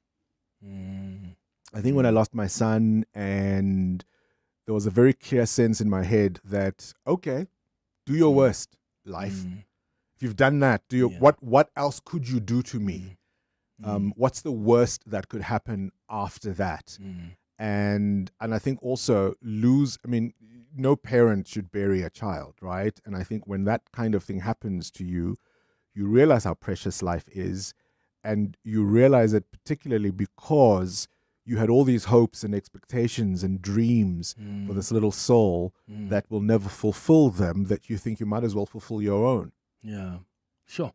What's your relationship now with religion? Non-existent. Non-existent. I'm an informed non-believer. Yeah, but you don't describe yourself as an atheist or agnostic? I think atheism... nailing your colors to that mast is almost akin to belief, right? Because atheism asks certainties about things you cannot say for sure. In the same way that belief insists on certainties about things Can prove. you cannot prove. And so I think the probably the most comfortable position would be to say that I'm agnostic. I do think, though, I'm informed enough to say that on the balance of probabilities, the idea that there's a supreme being interested in the minutiae of our lives, just the more I know, the more I understand the world and how the world works, the more I understand about the randomness of life, disease, and how nature works. It just makes no sense to me that there could be a benevolent force, much less an omniscient force behind it all. Yeah. Well, let's go to some WhatsApps on 0727021702. Good morning, 702. Clement, you got a legend there, Bongani Bingwa. The first time I saw that man, that was in 1997. I'm sure it was after boxing, because it used to be sport and then after sport and then it's boxing. So it was around around 5-6. Yeah, because it was in the evening when he presented himself as Bongani Bingwa on SABC, but I can't remember the channel, but I know that is SABC. I still remember very well. He was wearing his black suit with those tiny little strips going down. You see, he was well presented, a nice guy, Mr. Nice Guy. I can put it in that way.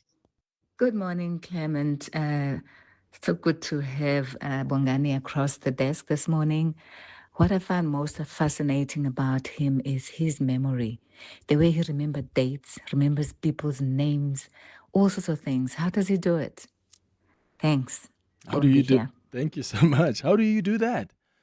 I mean, so one of the reasons I took a very long time to even pursue the idea of being behind the microphone as far as talk radio is concerned is that I think that in South Africa, particularly when it comes to broadcasting, we have this obsession with youth, right? Whereas I think that you have to have been around to do what we do. You have to have been there to remember the texture, to be able to tell listeners, this is what it smelled like. This is what it looked like. I reached out and I could touch this. I spoke to that person who was at this stage of their life. And so I think one of the key functions of our job is to be able to tell stories. And what are stories without detail? What are stories without names and places and dates and moments, and being able to paint a picture, both in terms of the details, but also being able to step back and say, in the greater scheme of things, this is what it connects to. Yeah. That's beautiful. I want you to, before we play the next song, to tell me a story you told me off air, which I think listeners will find we go very back to funny. Luther. Yeah, Again. Luther Vandross. Because you interviewed him when you were at Channel O, and you were Yes. telling me an interesting story. Something happened when you guys were getting ready for the interview. We were at the Westcliff Hotel, and we'd been told two things. This is 1997. We'd been told two things. Do not ask him about his weight, and do not ask him about his sexuality. And so you could ask him anything else, but those two topics, those were off limits. Yeah. And so, I mean, of course, you've got the interview. Of course, you're not going to mess that up, right? And so we were getting ready. We had the makeup artist, and they were doing the final touches before the interview was due to start. And there was always this thing that I look like Luther and, whatever. And he looks at the monitor, and then he says to me, he says, oh my gosh, for a moment, I thought, did I lose some weight? So he was that relaxed. Yeah. Yeah. But you didn't touch on weight, though, even though that moment happened, during the interview. I mean, I got where he came from. I mean, as somebody who's also struggled, yo-yoing up and down, I got it. I got his Yo-yoing discomfort. up and down. Yeah. I look like all versions of Luther. Simpiwe Tana, Iliwalam. Tell me now about this song.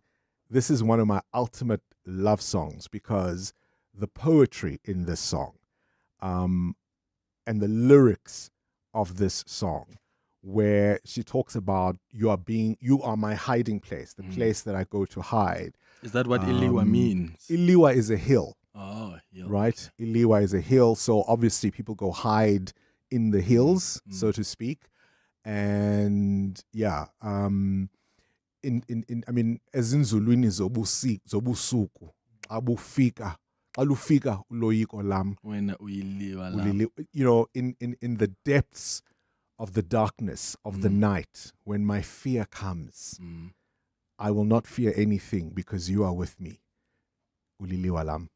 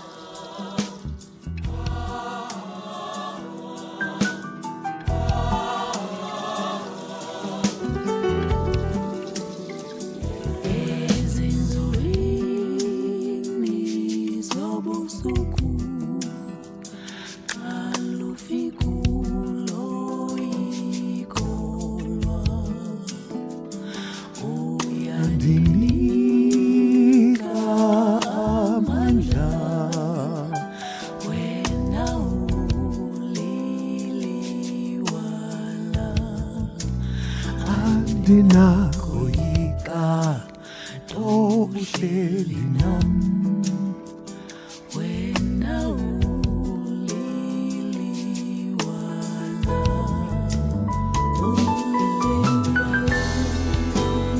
Andikatele andoyisiwe uliliwala. When I'm tired, when I'm defeated, uliliwa lam. Tired. When I'm defeated, you are the place where I go and run, where I go and hide. Right? My refuge. I mean, Iliwa literally, of course, is a hill, but she's talking about this person who is her refuge. So poetic.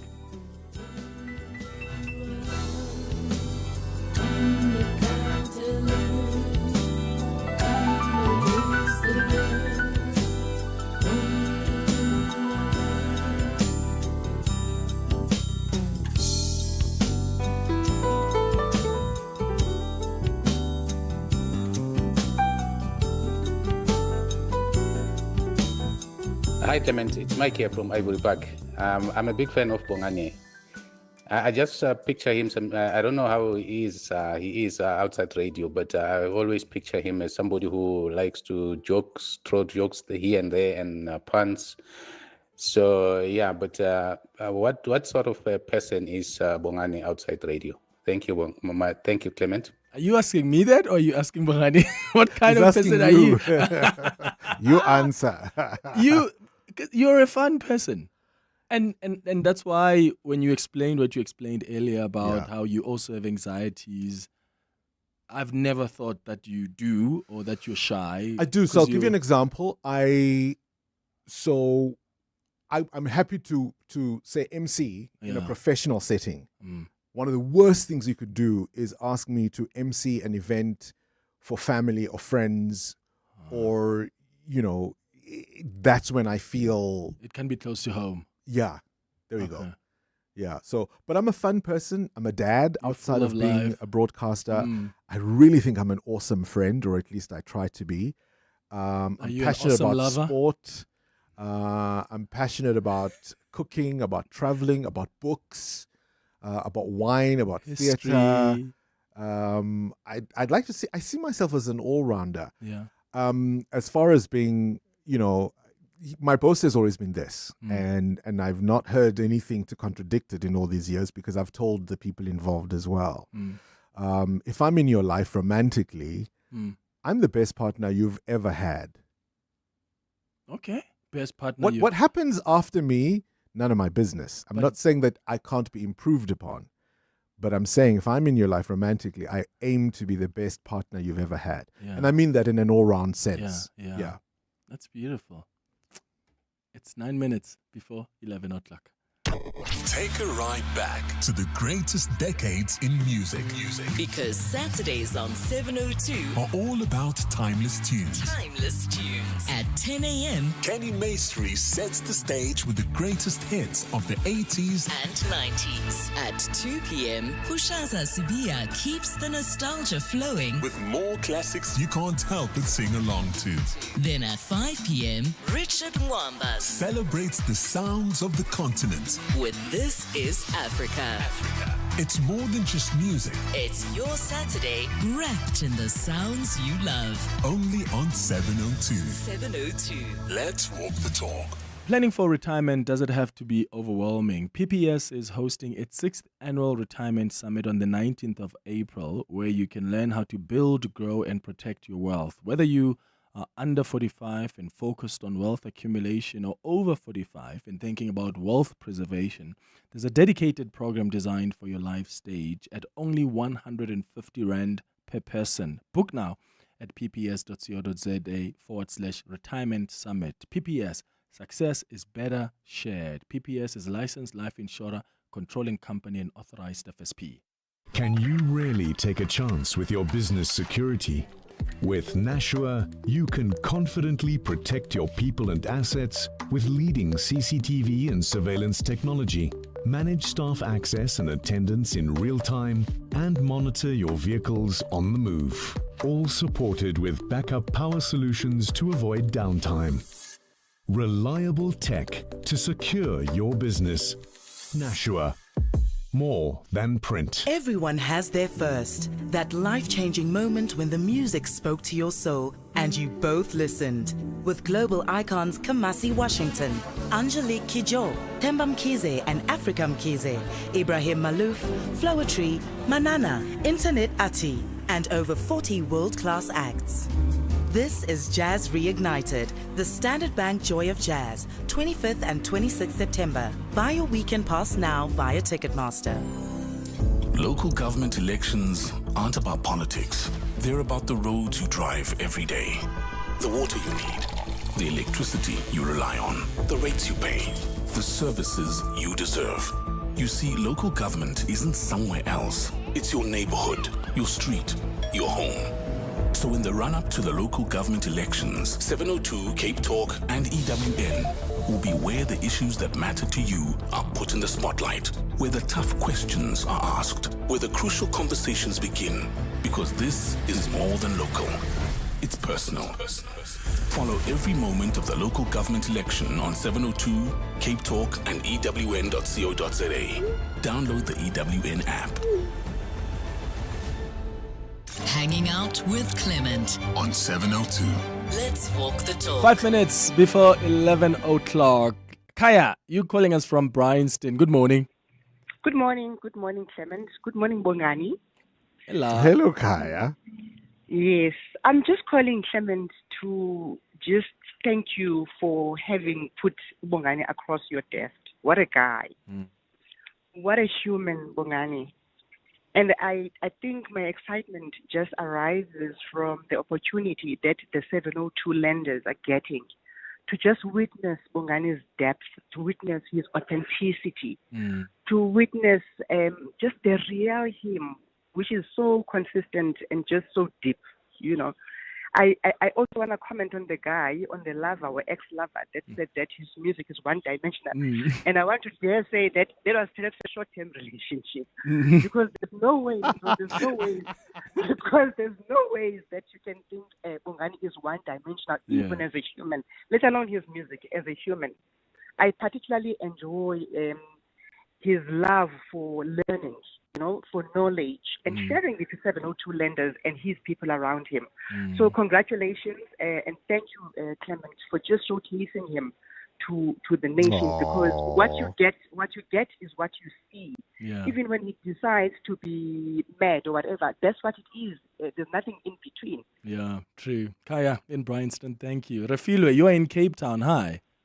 Good morning. Hi, Bongani and Clement. Hi, Refilo. Yes, hi. It's Tapedi Refilo and Pero here Hey, from Tapedi. Cape Town. Yeah, hi. So that's the lady you're with, and you kept saying this is Mzala. Yeah, this is your Mzala. Last night. Yeah, hi, Mzala. How are you? Hey, Mzizo. Listen, yesterday was, of course, a beautiful evening, and I got even more excited and happier to meet Uncle Bongs in person. Yeah. Finally. Yeah, and I think, Uncle Bongs, you're such a warm person. I really, really, really loved being at the launch last night, but also meeting you was the cherry on top for me. Beautiful. You are a household name in my home. My daughter, who's 6 years old, always says to me, "Are you listening to Uncle Bongs again? I want to listen to K-pop." So, All the way in Cape Town. Thank you so much. Thank you, guys. Refilo. Are you back in Cape Town?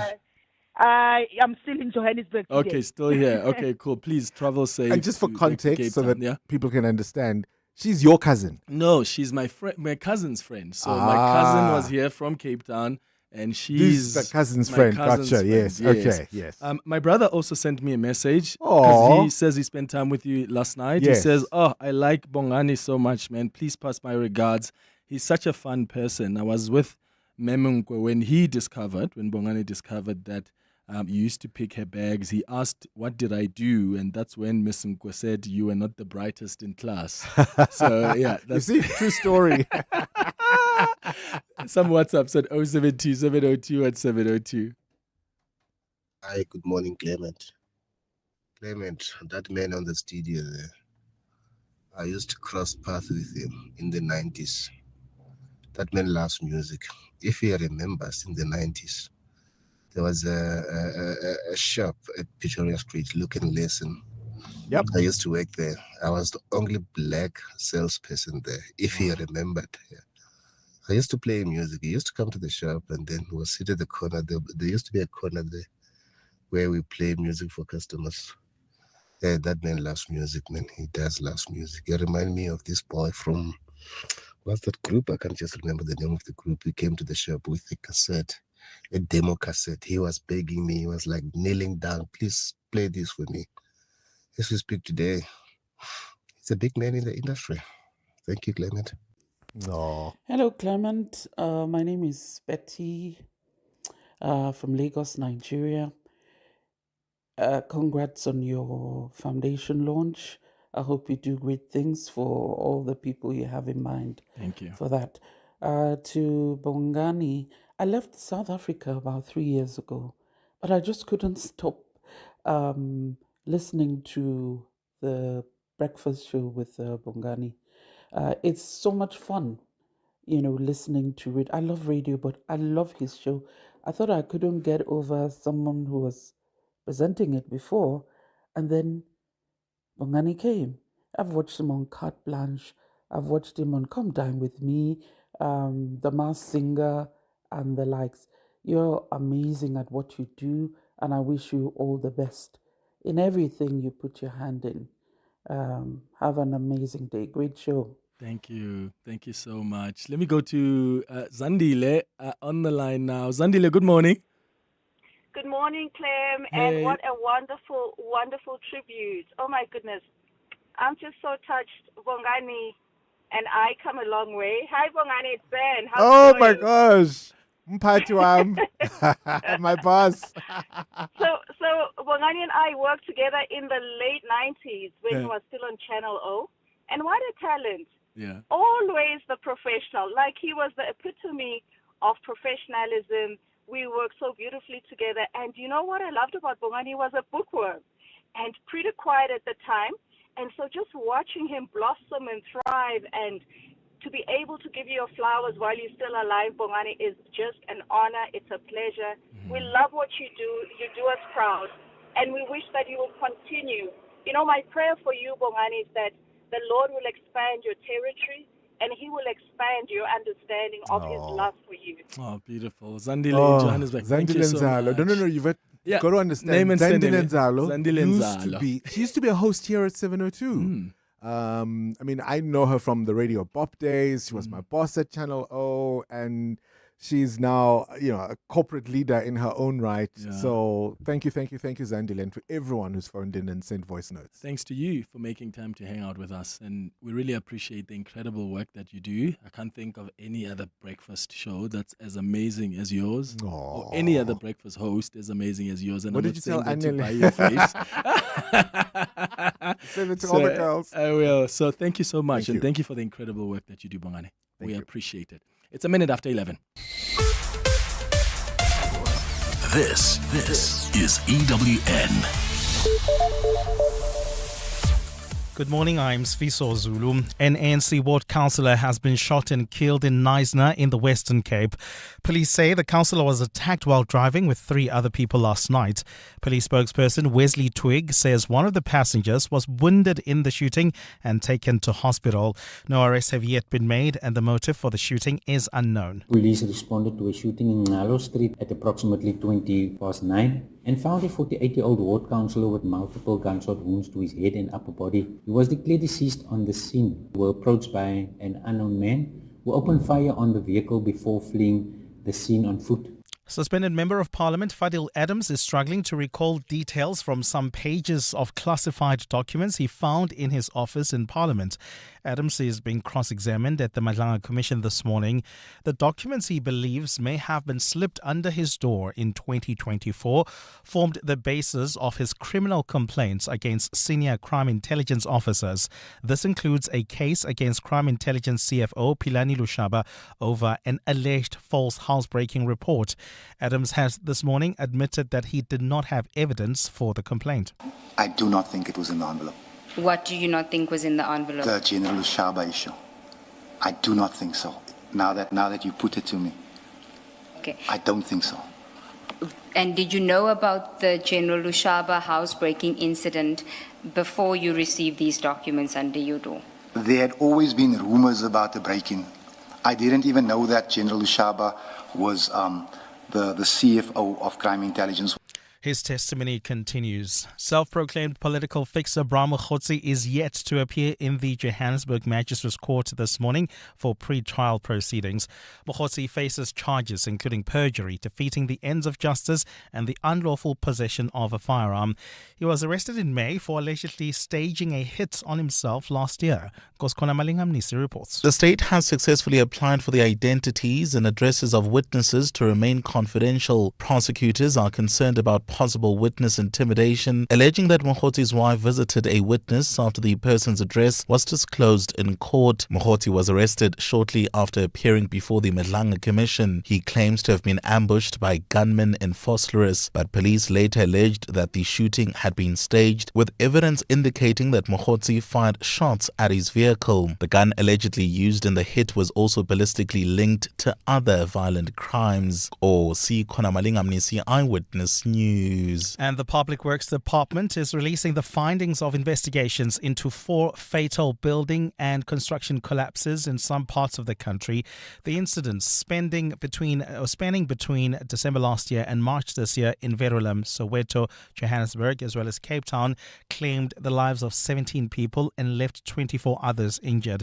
Minister Dean McPherson releases the findings today alongside the Council for Built Environment. First important conclusion is that these 4 incidents were not the same. Each occurred in different circumstances and had different immediate causes. We should therefore not present every collapse as evidence of precisely the same failure. But when the investigations are considered together, they identify reoccurring weaknesses across parts of the built environment system. Gold is trading at $4,481.24 an ounce. The rand is at 16.11 to the dollar, 21.92 to the pound, 18.81 to the euro. Brent crude oil is at $91.69 a barrel.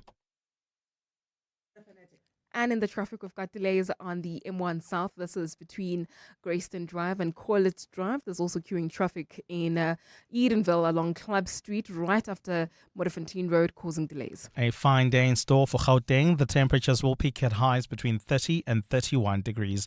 The top story in EWN this hour: an ANC ward councillor has been shot and killed in Knysna in the Western Cape. EWN, in touch, in tune, and independent. For the latest, visit ewn.co.za or download the EWN app. You're with Clement Manyathela On 702. Let's Walk the Talk, streaming on the Prime Media Plus app, DSTV channel 856, 92.7 and 106 FM.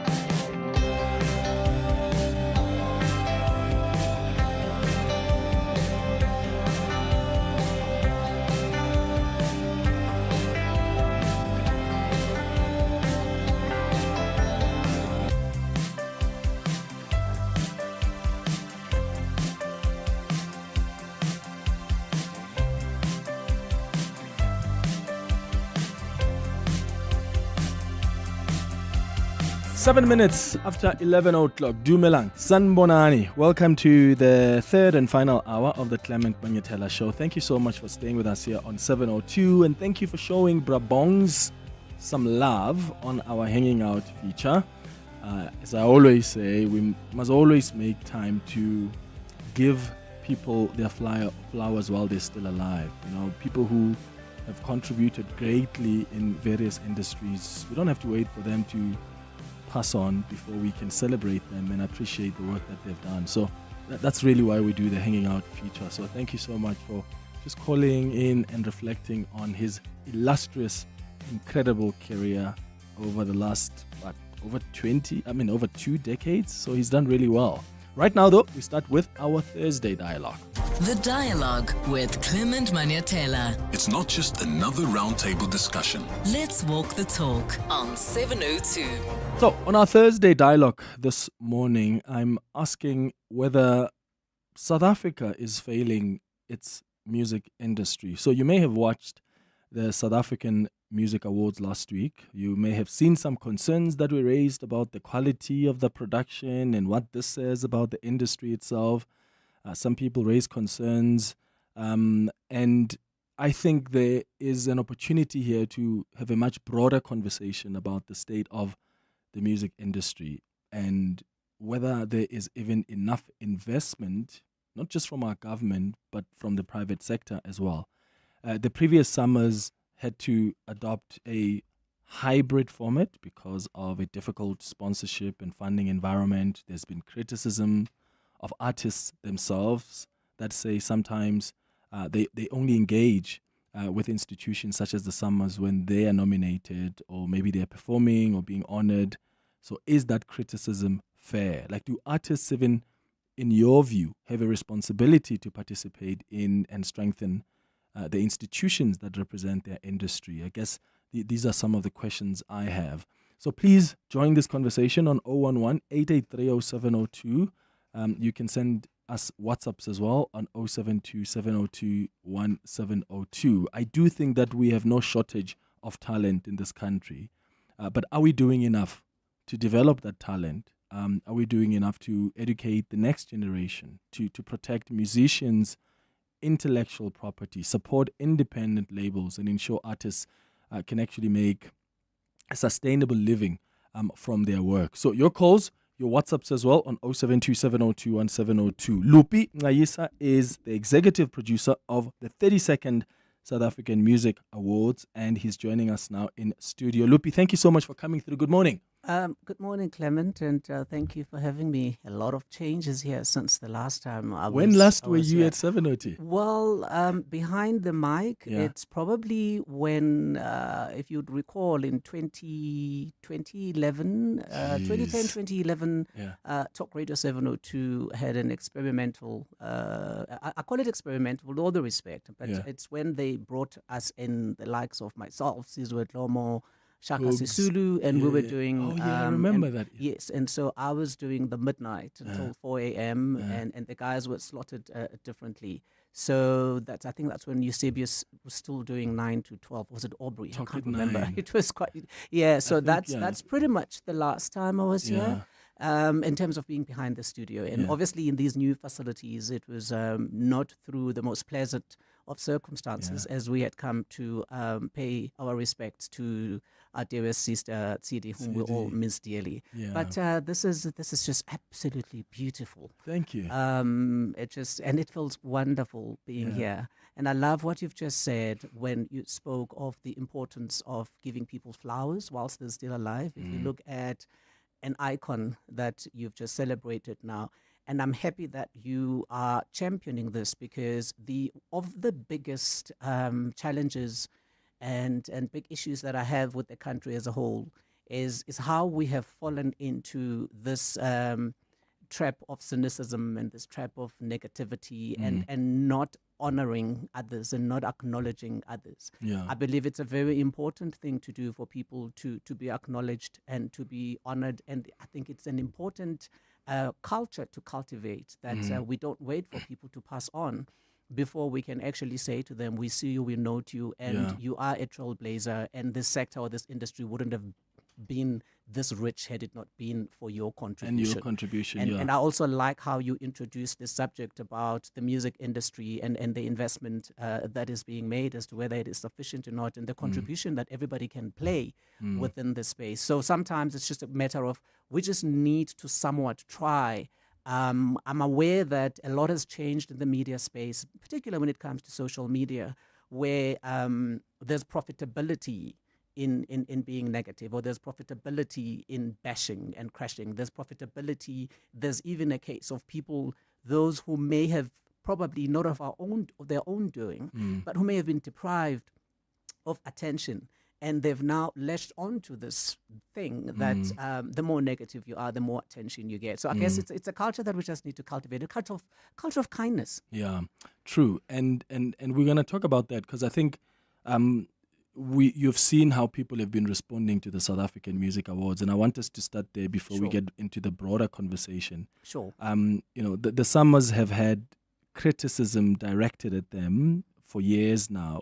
Do you believe the criticism that the awards have lost some of the prestige and influence that they once had is fair? And how do you reflect on specifically the last summer awards? Context is very important. I think there's a lot of misunderstanding as to exactly what the South African Music Awards stand for, and that the inclusive nature of the awards, and that they represent the entire industry as opposed to specific genres or genres that are deemed to be popular. So I think it's important to understand that unlike other awards, and we've got, many awards that are awarding musicians, and it's beautiful that there are all of these awards, but those awards aren't necessarily bound by the responsibility of being all-encompassing. As such, even your offering can therefore be tweaked, because if you're going to look at the Metro FM Awards, for example, it's about all radio stations have formats. If you were to decide tomorrow that you're going to have Talk Radio 702 Awards, you would be guided largely by your format and the music that you play, even though you might venture into other genres, but respectively, you would still stick to what you have, and your offering would be as such. Whereas with the Summers, the responsibility is far much wider, because it is the industry as a whole. In other words, it is all the genres. That's number one. Number two, you ask as to whether the criticism is fair or not. Criticism is very important. And it's important that people continue to criticize.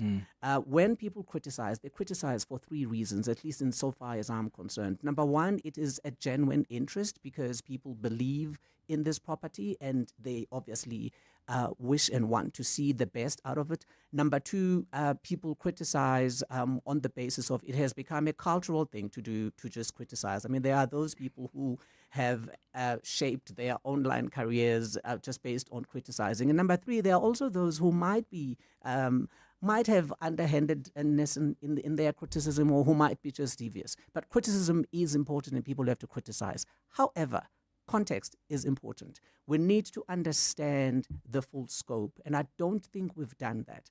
I don't think people have been taken into confidence in understanding what it takes for an award ceremony, to come together. Any award ceremony, for that matter. There's a lot that goes on behind the scenes, and I guess this is common. Once again, I'm going to, even globally, there is a decline in the financial investments that gets made into these award ceremonies.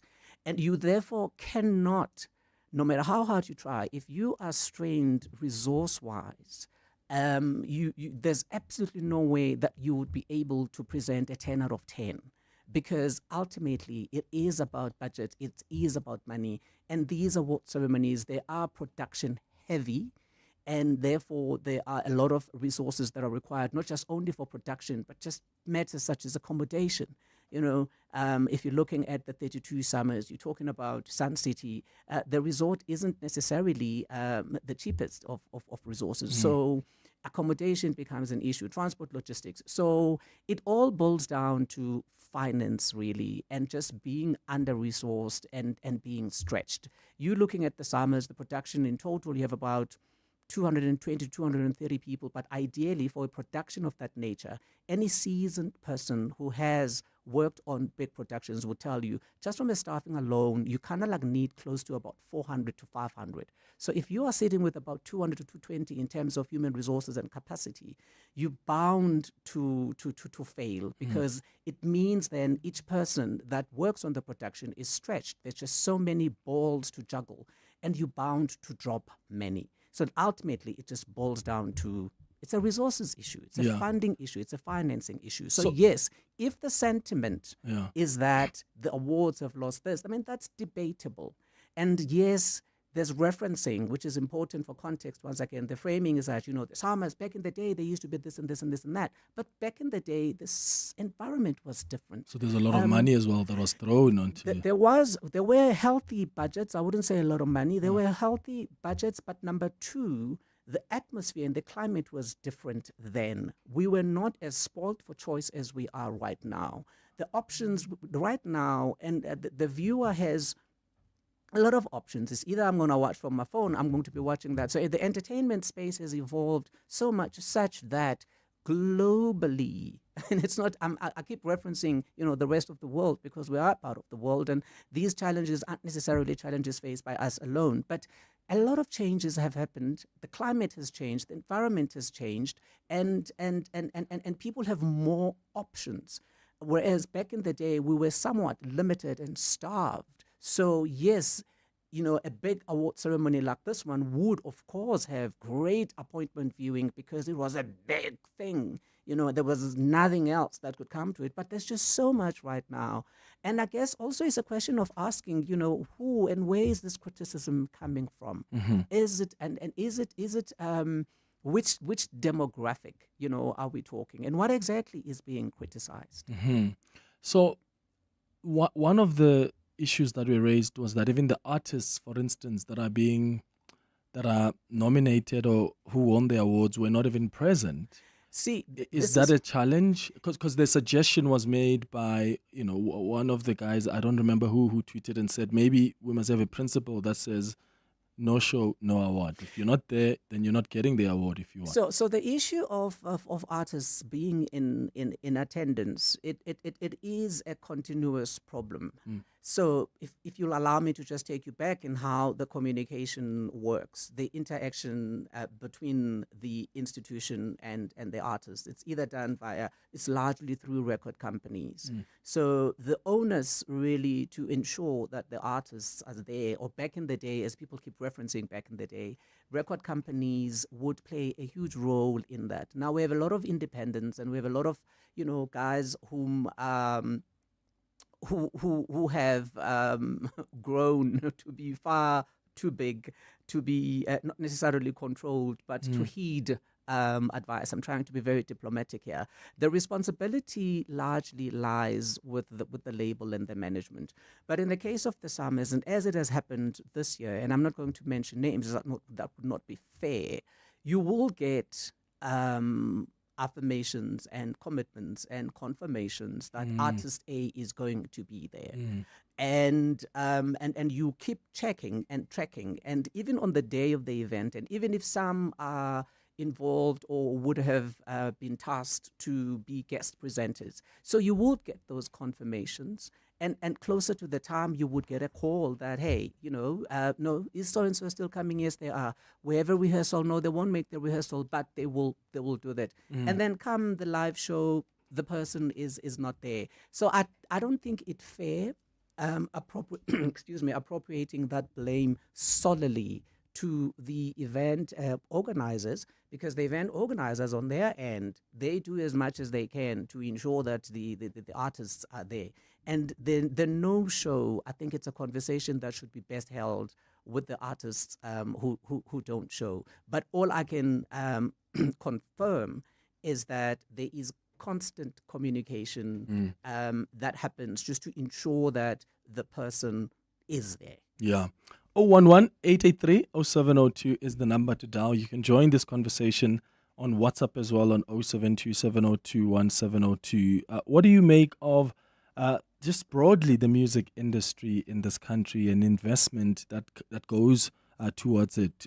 What does the state of the summers tell us about the state of the South African music? And do you think the challenges facing the summers, actually, that's just a symptom of something much deeper? Give me a call or send a WhatsApp voice note. It's 22 after 11. The Dialogue with Clement Manyathela. It's not just another roundtable discussion. Let's walk the talk on 702. I want us to now get into much the broader conversation. We spoke about investments and how that has been dwindling over the years. Mm-hmm. How do we get investment back into this industry? Look, I think, if you don't mind, if you'll indulge me, I think it is quite sad that a country as endowed as we are with talent, you made reference to how there's no arguing the abundance of talent. But if you look at the investment that's being made, so now I'm going to take you to schooling. If you go to your former Model C schools, each and every single, no matter how low in the hierarchy the area is or the school might be in terms of the resources available, there's a music department. Mm-hmm. So, but yet go to black schools in the townships or in the urban, in the rural areas, there's none of that. You're lucky to find a music department. So if we are to talk about investment in the music industry in particular, we also need to look at it holistically. There's very little investment being made, even in the development of the actual craft itself. Even though it is one of those industries that keep the country afloat on all corners, because we depend on music for our existence. So number one, we need to address the issue of the investment that has to be made at basic education level. It pains me that year in, year out, schools are being built, but there is no provision for music. You don't find a music department. You don't find a music classroom. And in fact, it's one of the things that I'm working on now, because I'm very big on music education and music appreciation, as a concept. So we need to start there in asking, why is it that those who are entrusted with the responsibility of building schools are not incorporating music, which is such an integral part of who we are, in particular we as South Africans and we as Black South Africans. That's number one. Number two, I'm going to now go back to the media, radio, television. So the role of radio and television back in the day was largely, and I'd like to still believe, was to educate and to influence. Much as radio has a responsibility to reflect society, but radio also has a developmental role to play. So music-wise, back in the day, how radio stations, much as, yes, radio stations have formats, but they were structured such that there was, I don't know whether it was deliberate or not, but exposure.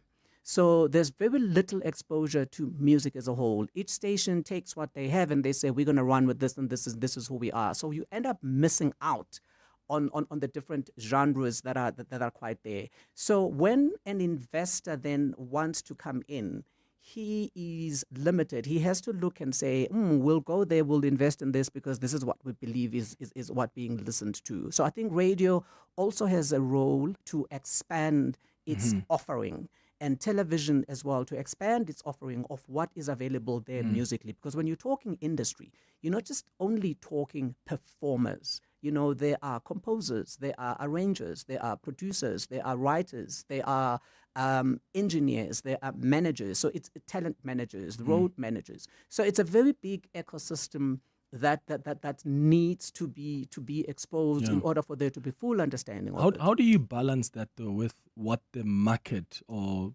the listenership of that Let's Take a Radio Station wants, because I mean, if you listen to 947, our sister station, they play different music to what 702, for instance, plays, because our market is different and they have a particular expectation about the kind of music that we play. So is there space to still be explorative, for instance, as a radio station, if research says, well, this is what your market wants? They don't want gom, but they want I think jazz, for instance. it's a chicken and an egg, Yeah. because if you're going to go back to what I said, I mean, this is one of the biggest questions, even in academia, when it comes to what makes public interest. So I'm of the view that one could still service their core mandate and their core audiences and still make provision for these exploratory, if you want to call it that, these exploratory segments, just from an educational point of view. And I think it's something that should be looked at from a developmental point of view. But you asked about the investment. I don't want us to lose that conversation. My take would be, I mentioned education and the role that education can play. And now I'm going to take it back to corporates. I'm aware that corporates are stretched financially, and I'm aware that various corporates are truly, really doing phenomenal work in the support of the arts. But I'm of the view that perhaps they, at the risk of sounding like a unionist, I'm of the view that a conversation ought to be held with all corporates, with just the view of saying, look, if we could just get 0.1% of your sponsorship or your CSI to go towards music, I think we would make a far much more greater impact if all parties came to the play. Because right now, you can name with your top 10 or top 5 hands the corporates that are heavily invested. And there's a whole lot more that could come, not necessarily through sponsoring, because a lot come through to sponsor festivals, a lot come through to sponsor, it's seldom on the development side. And I'm of the view that if we all focus on the development, we would be able to build a far much more bigger body. Because right now it's scant. And some who make it, I'm talking musicians now, it's either they are backed by the popularity of the genre, so they become people of the moment, but then there are sustainability issues in that, because what happens when the trends change tomorrow? And they do change. As we have very seen. rapidly even recently. And if you look at trends having changed, the musicians that have been able to sustain are the ones, and I do not wish for this to be misconstrued by saying you need to have studied music in order to be able to sustain a career. That's not what I'm saying. But the likelihood is that those who have that backing, that foundation, are most likely to remain. You look at Zwai Bala, for example. He continues to score music, even though he came into the scene as a kwaito artist. How many kwaito artists are actually now financially, are in a position where they can honestly fend for themselves financially? So the point I'm trying to drive is that if we can channel and push and punt for true development Oh, am I talking too much? Yes, I am. Now we need to go to... No, you're not. Just finish your point. Yes. So I think what I'm trying to drive is that even someone as a black coffee, the bulk of the success that he enjoys is because he is a well-educated musician, much as he is a DJ.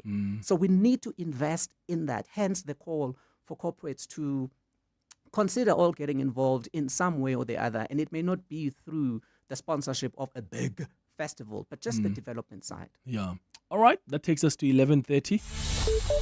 Time for the latest in Eyewitness News headlines. I see your WhatsApps coming through. We'll start with them and your calls on 011-883-0702 after the latest in Eyewitness News headlines. What are your thoughts on the current state of the music industry in this country? And any reflections on the summers? Did you watch them? Do you still watch?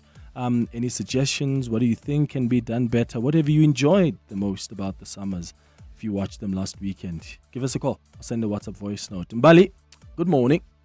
Thanks, Clement. Good morning. Controversial Northwest businessman Brown Mogotsi is set to make a fourth attempt to secure bail. The self-proclaimed political fixer appeared briefly in the Joburg Magistrates Court today. Mogotsi faces charges linked to allegedly staging his own assassination attempt in Vosloorus last year. At the same time, suspended MP Fadil Adams has confirmed to the Madlanga Commission that he spoke to Brown Mokhotsi over the phone in 2024. But he denies speaking to Mokhotsi about criminal cases he opened against senior crime intelligence officer. Adams is continuing his testimony before the Madlanga Commission today. And an ANC ward councillor has been shot and killed in Knysna in the Western Cape. Police say the councillor was attacked while driving with 3 other people last night. Police spokesperson Wesley Twigg says one of the passengers was wounded in the shooting and he was rushed to hospital. Well, those are the headlines. This EWN and more at midday or as it happens. EWN Traffic. Well, we've got delays in Bedford View along the N3 North approaching the Gidulis interchange, while on the N12 West we've got an accident right near the R24 merge causing delays coming out of Edenville Road. Speaking of Edenville, we've got more delays along Club Street. This is due to an accident that happened right after George Street, causing delays from Motorfontein Road. There's also slow-moving traffic on the M1 South towards Parktown. Just as you approach St. Andrews Road, please approach with care. And then, of course, if you're heading towards the CBD, more delays on the M1 North right at the double-decker section towards the Albertina Sisulu, rather as you come out of the Crown interchange. So please be on the lookout there as well. More updates at the top of the hour. Stay tuned. There's more EWN on air, online, and on the EWN app. This is a message from Mayor Jordan Hill-Lewis. Not all heroes wear capes. Some become bone marrow stem cell donors and give blood cancer patients a second chance at life. The South African Bone Marrow Registry needs you to help them make this a reality. I am a stem cell donor, and I ask you to sign up to be a stem cell donor today, or donate to the Patient Assistance Program. Visit sabmr.co.za to find out more. Big advances in health are happening right here in South Africa. Local researchers are studying a new TB vaccine called M72 that could help stop people from getting seriously ill. And programs like Cochimpilo are helping men living with HIV overcome stigma, start treatment, and stay on it through peer support and private chat guidance. It's South Africans helping shape the future of global health, supported by the Gates Foundation for 25 years. Partners of human potential. You hear that? That's the sound of business execution finally visible. No more chasing people and reports, no more disconnected systems, no more guessing if our business is performing or not. iStratGo connects strategy, people, performance, and day-to-day work into one clear software platform, so leaders can see what's working, what's not, and where to focus. Because when execution is visible, everything runs better. Book a demo on iStratGo.com. iStratgo.com. The Money Show. Weekday evenings at 6. Ntla Nene, the former finance minister, will be the new chair of the Finance and Fiscal Commission. Feeling betrayed because I thought I was cruising very nicely to my retirement. I think having served in a number of structures that were responsible for managing finances from the time when I chaired the budget committees, I do have a little bit to offer in terms of strengthening institutions of this nature. The Money Show on 702. Let's walk the talk. The Money Show with Stephen Curtis is brought to you by Absa Group and DHL Go Trade. Absa Group and DHL Express bring the Go Trade Fellowship to support African SMEs in trading beyond borders, combining Absa's financial expertise with DHL's global logistics capabilities. The partnership provides practical tools, trade knowledge, and training to help African SMEs reach global markets. Absa's a registered FSP. The Dialogue with Clement Manyathela. It's not just another roundtable discussion. Let's walk the talk on 702. 25 minutes before 12 o'clock on our Thursday Dialogue this morning, we're having a conversation about the music industry, and I'm interested in your own reflections about the state of the music industry today. And we're having a conversation about this because there are a few concerns that were raised last week after the Summer Awards. Some people were raising some concerns about the quality. Is it declining? And what does it tell us about the current state of the music industry? And I'd like to know what your thoughts are on 072-702-1702. So let's start there with your WhatsApps. Thank you for having these conversations about the summers. This is DJ Zandy. Just what I picked up is back in the day, artists used to make a lot of money from they from sales of their music, like from certain physical copies. These days, they don't make enough money from that because of the streaming and how the industry has changed. So they make their money from getting gigs and doing their own events. So if you're gonna do the summer awards, the summers on a Saturday, for some of them, they'd rather go make money than go to the summers, you know? So maybe it's time the summers move to like a Sunday, like how the Grammys are held in and other awards overseas. You know, artists are less busy on a Sunday. Just a thought. Are artists really less busy on a Sunday? What are your thoughts on that? It's a valid contribution. In fact, we experimented with it last year. The summers last year at Gallagher, they were held on a Sunday. It is something to look into, even though logistically it is also a challenge. But he raises a valid point about the days of the yesteryears and the challenges faced with the musicians right now, where money is too tight to mention.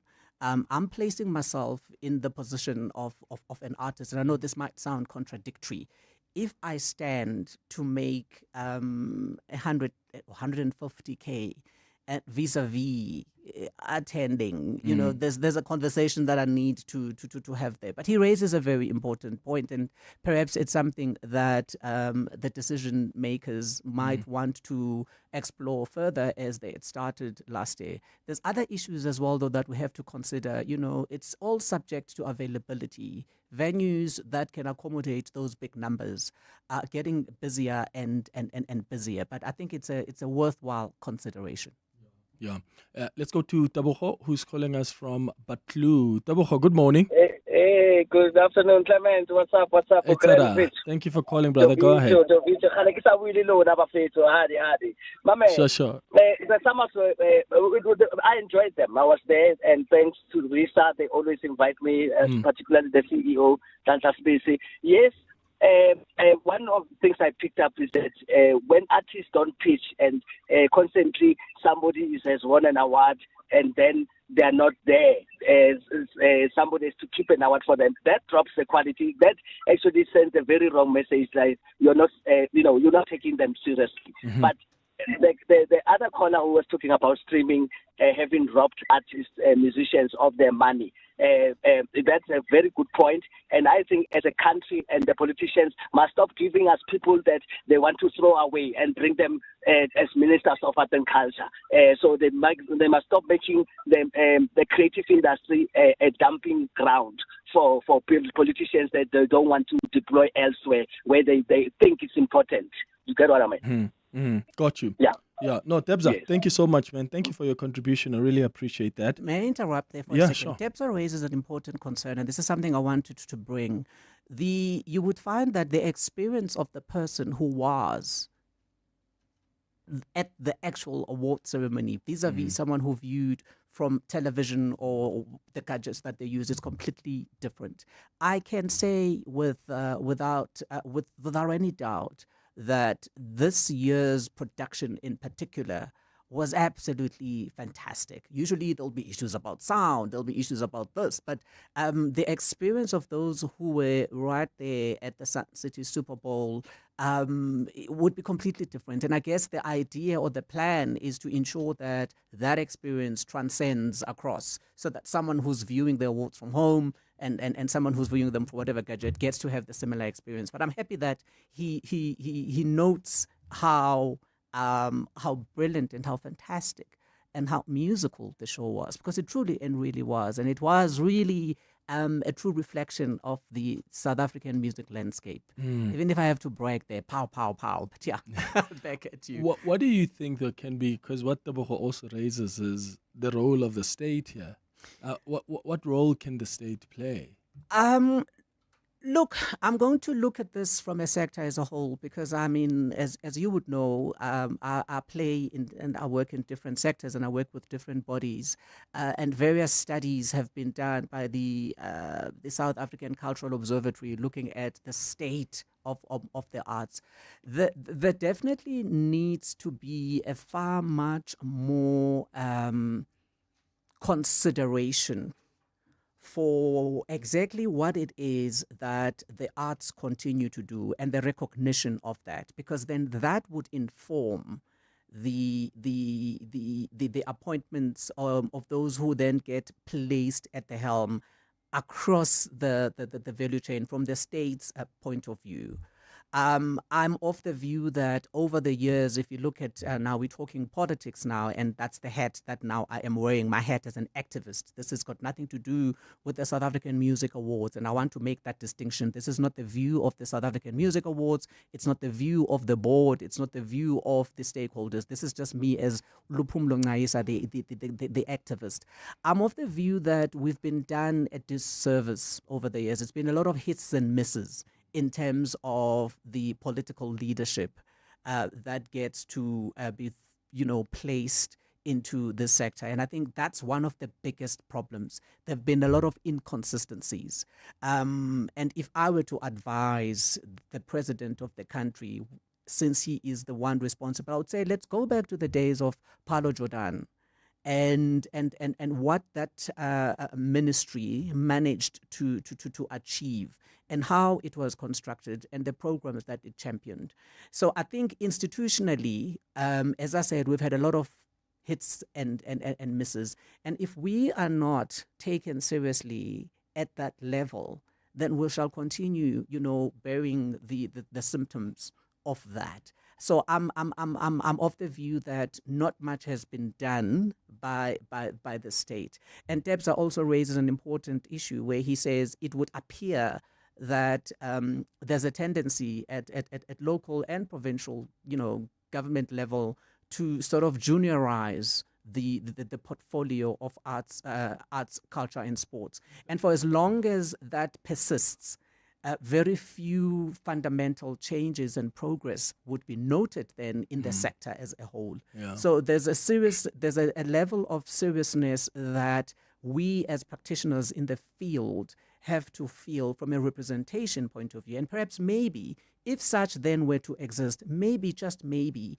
even the corporates would then have the full confidence of coming on board. So this is not to criticize a particular individual. I think it's a systematic issue.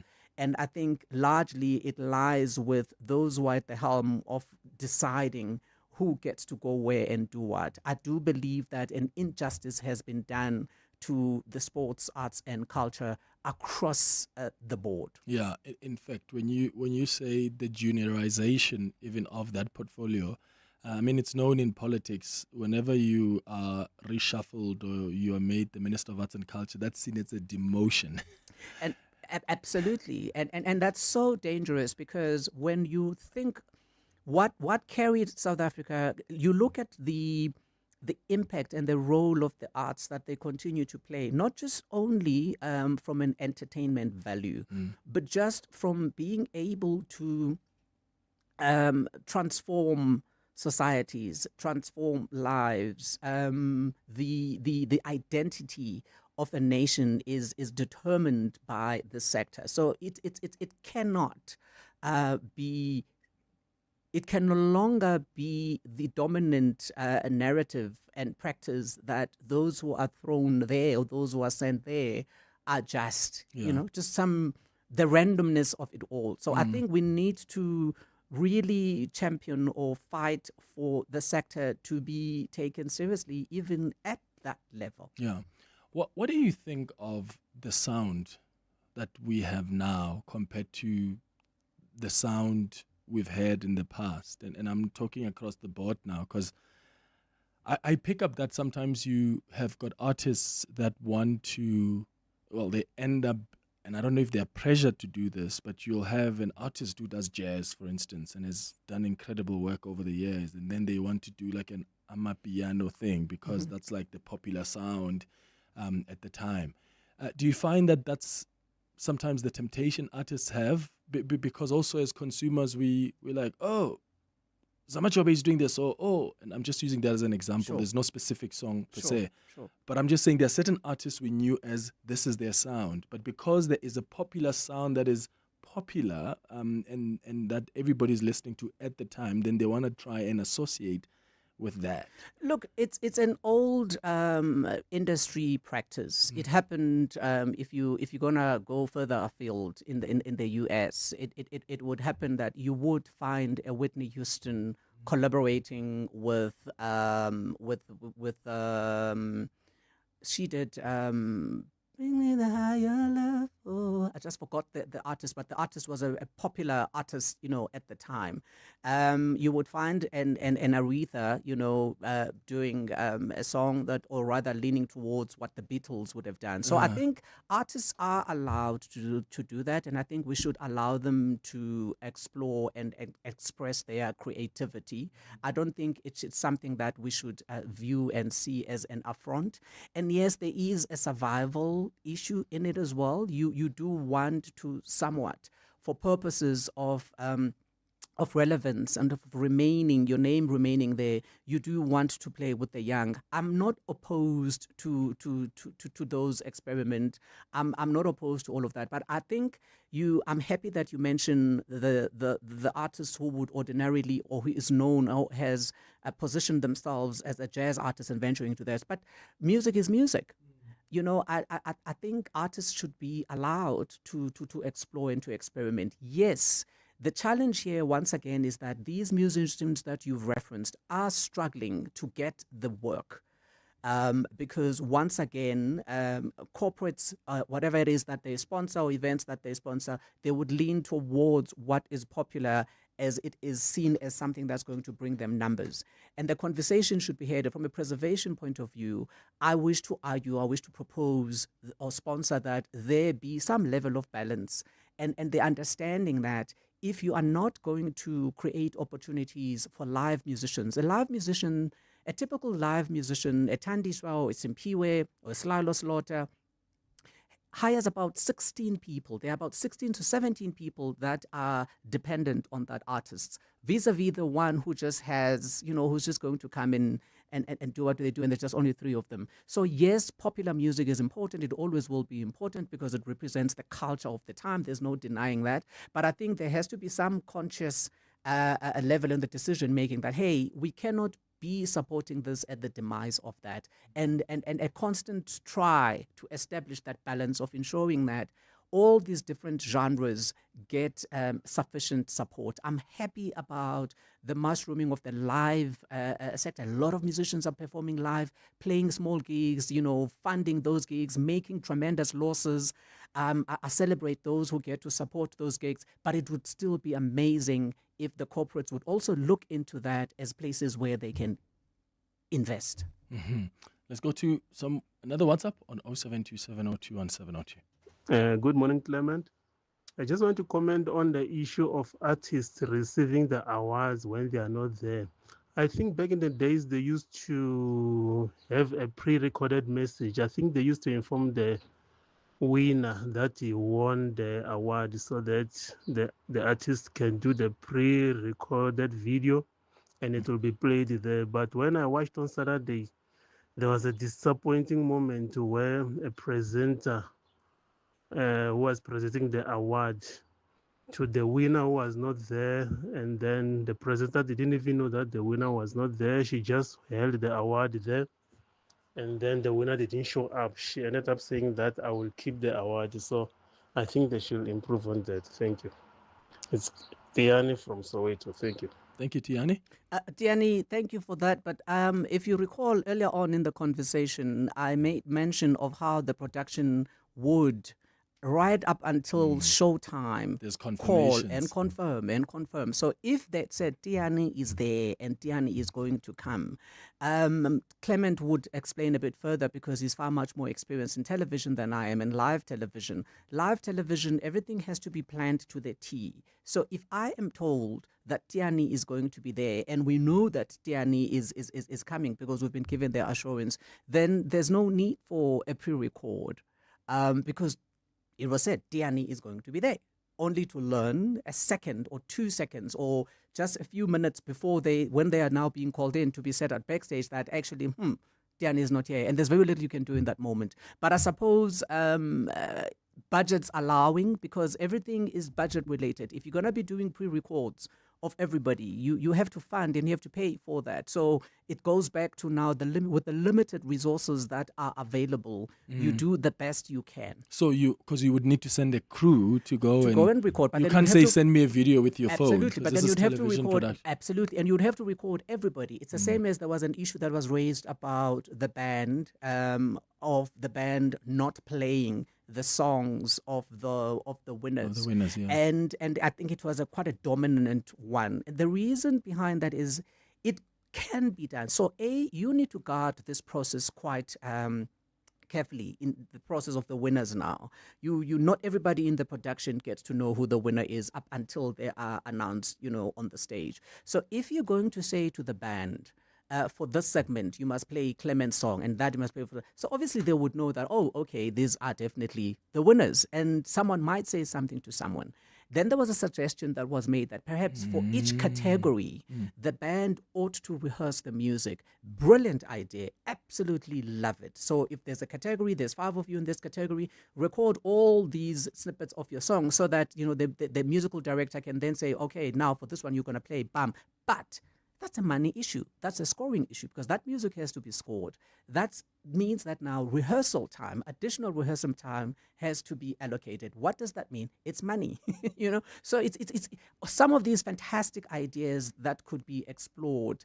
Sadly, they are all dependent on the availability of the resources. So if we get more corporates on board, then it would definitely improve the output because there would be more money to be allocated to all these production aspects that seemingly tend to compromise the offering at the end of the day. Yeah. Tembisa, you're calling us from Germiston. Good morning.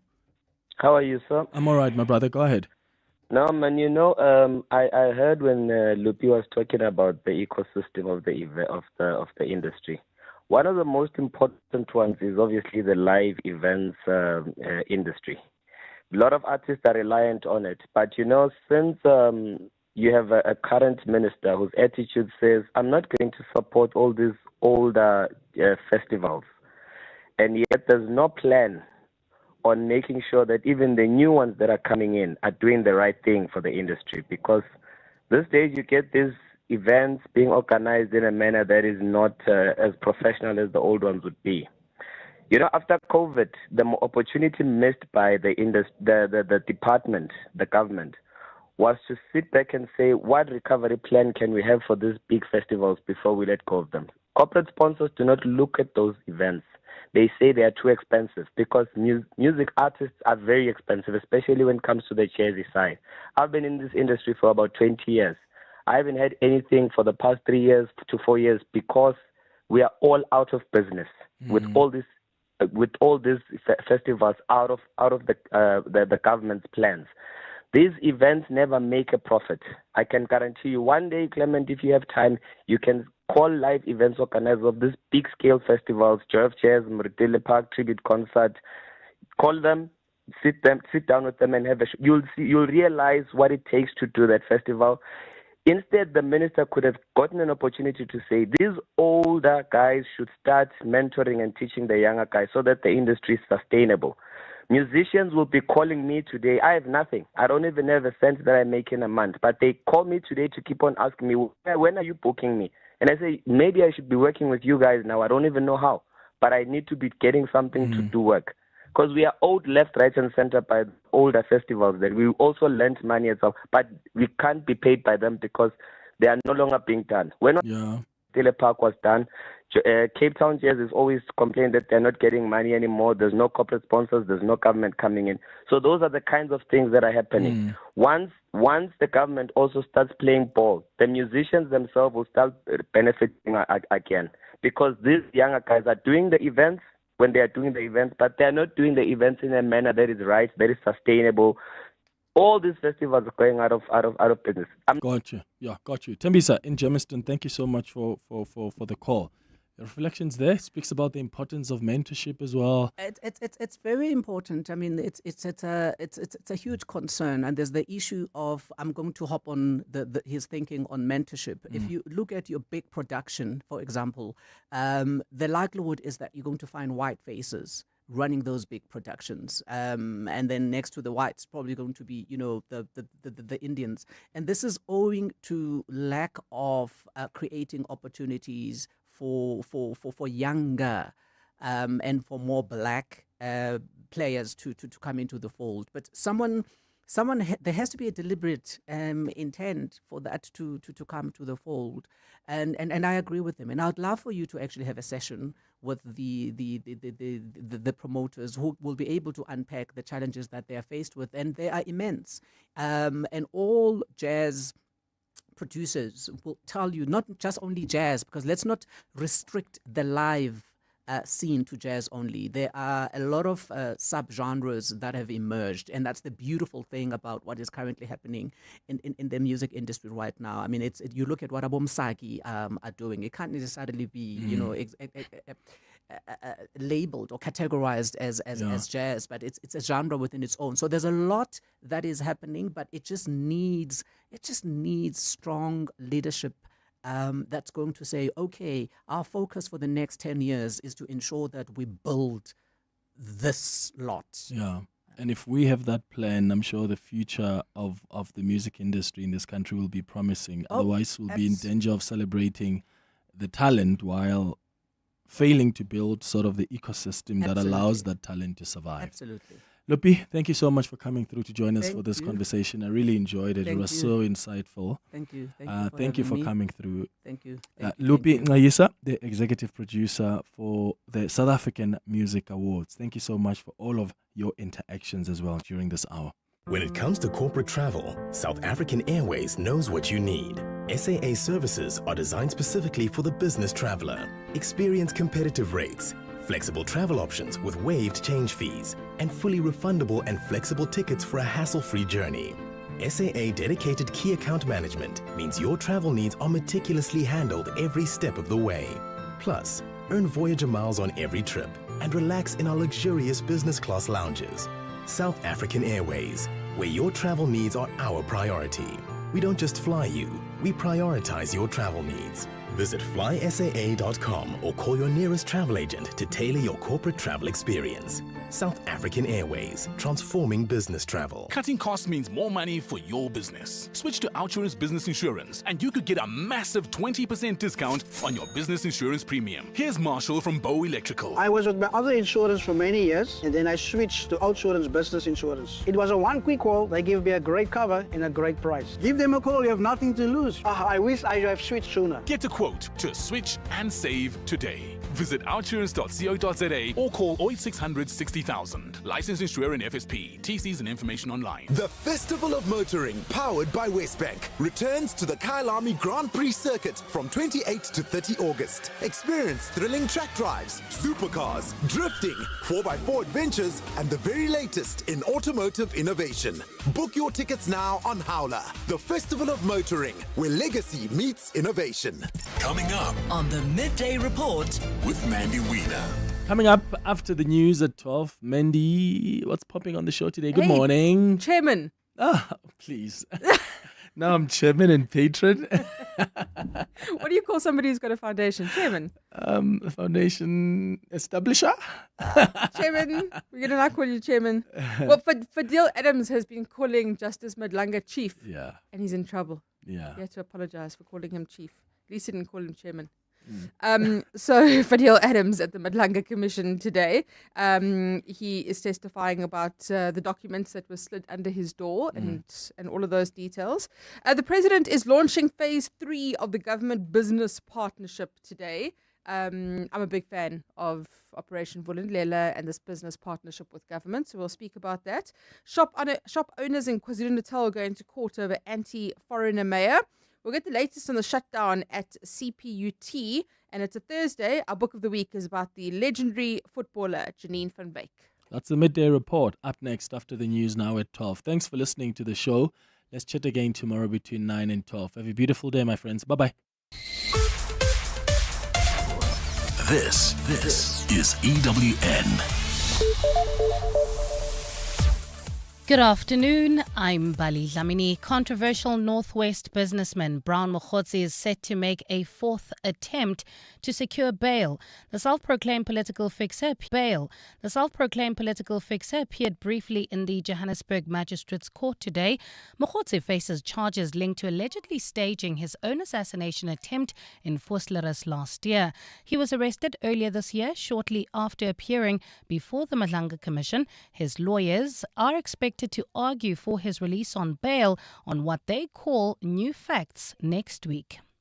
At the same time, suspended MP Fadil Adams has confirmed to the Malanga Commission today that he spoke to Brown Mokhotsi over the phone in 2024. But Adams denies speaking to Mokhotsi about criminal cases he opened against senior crime intelligence officers. Adams is continuing his testimony before the Commission today. In late 2024, Adams opened 6 criminal cases between the Western Cape and Gauteng. Adams says he opened the cases at the Orlando police station as he was familiar with that area.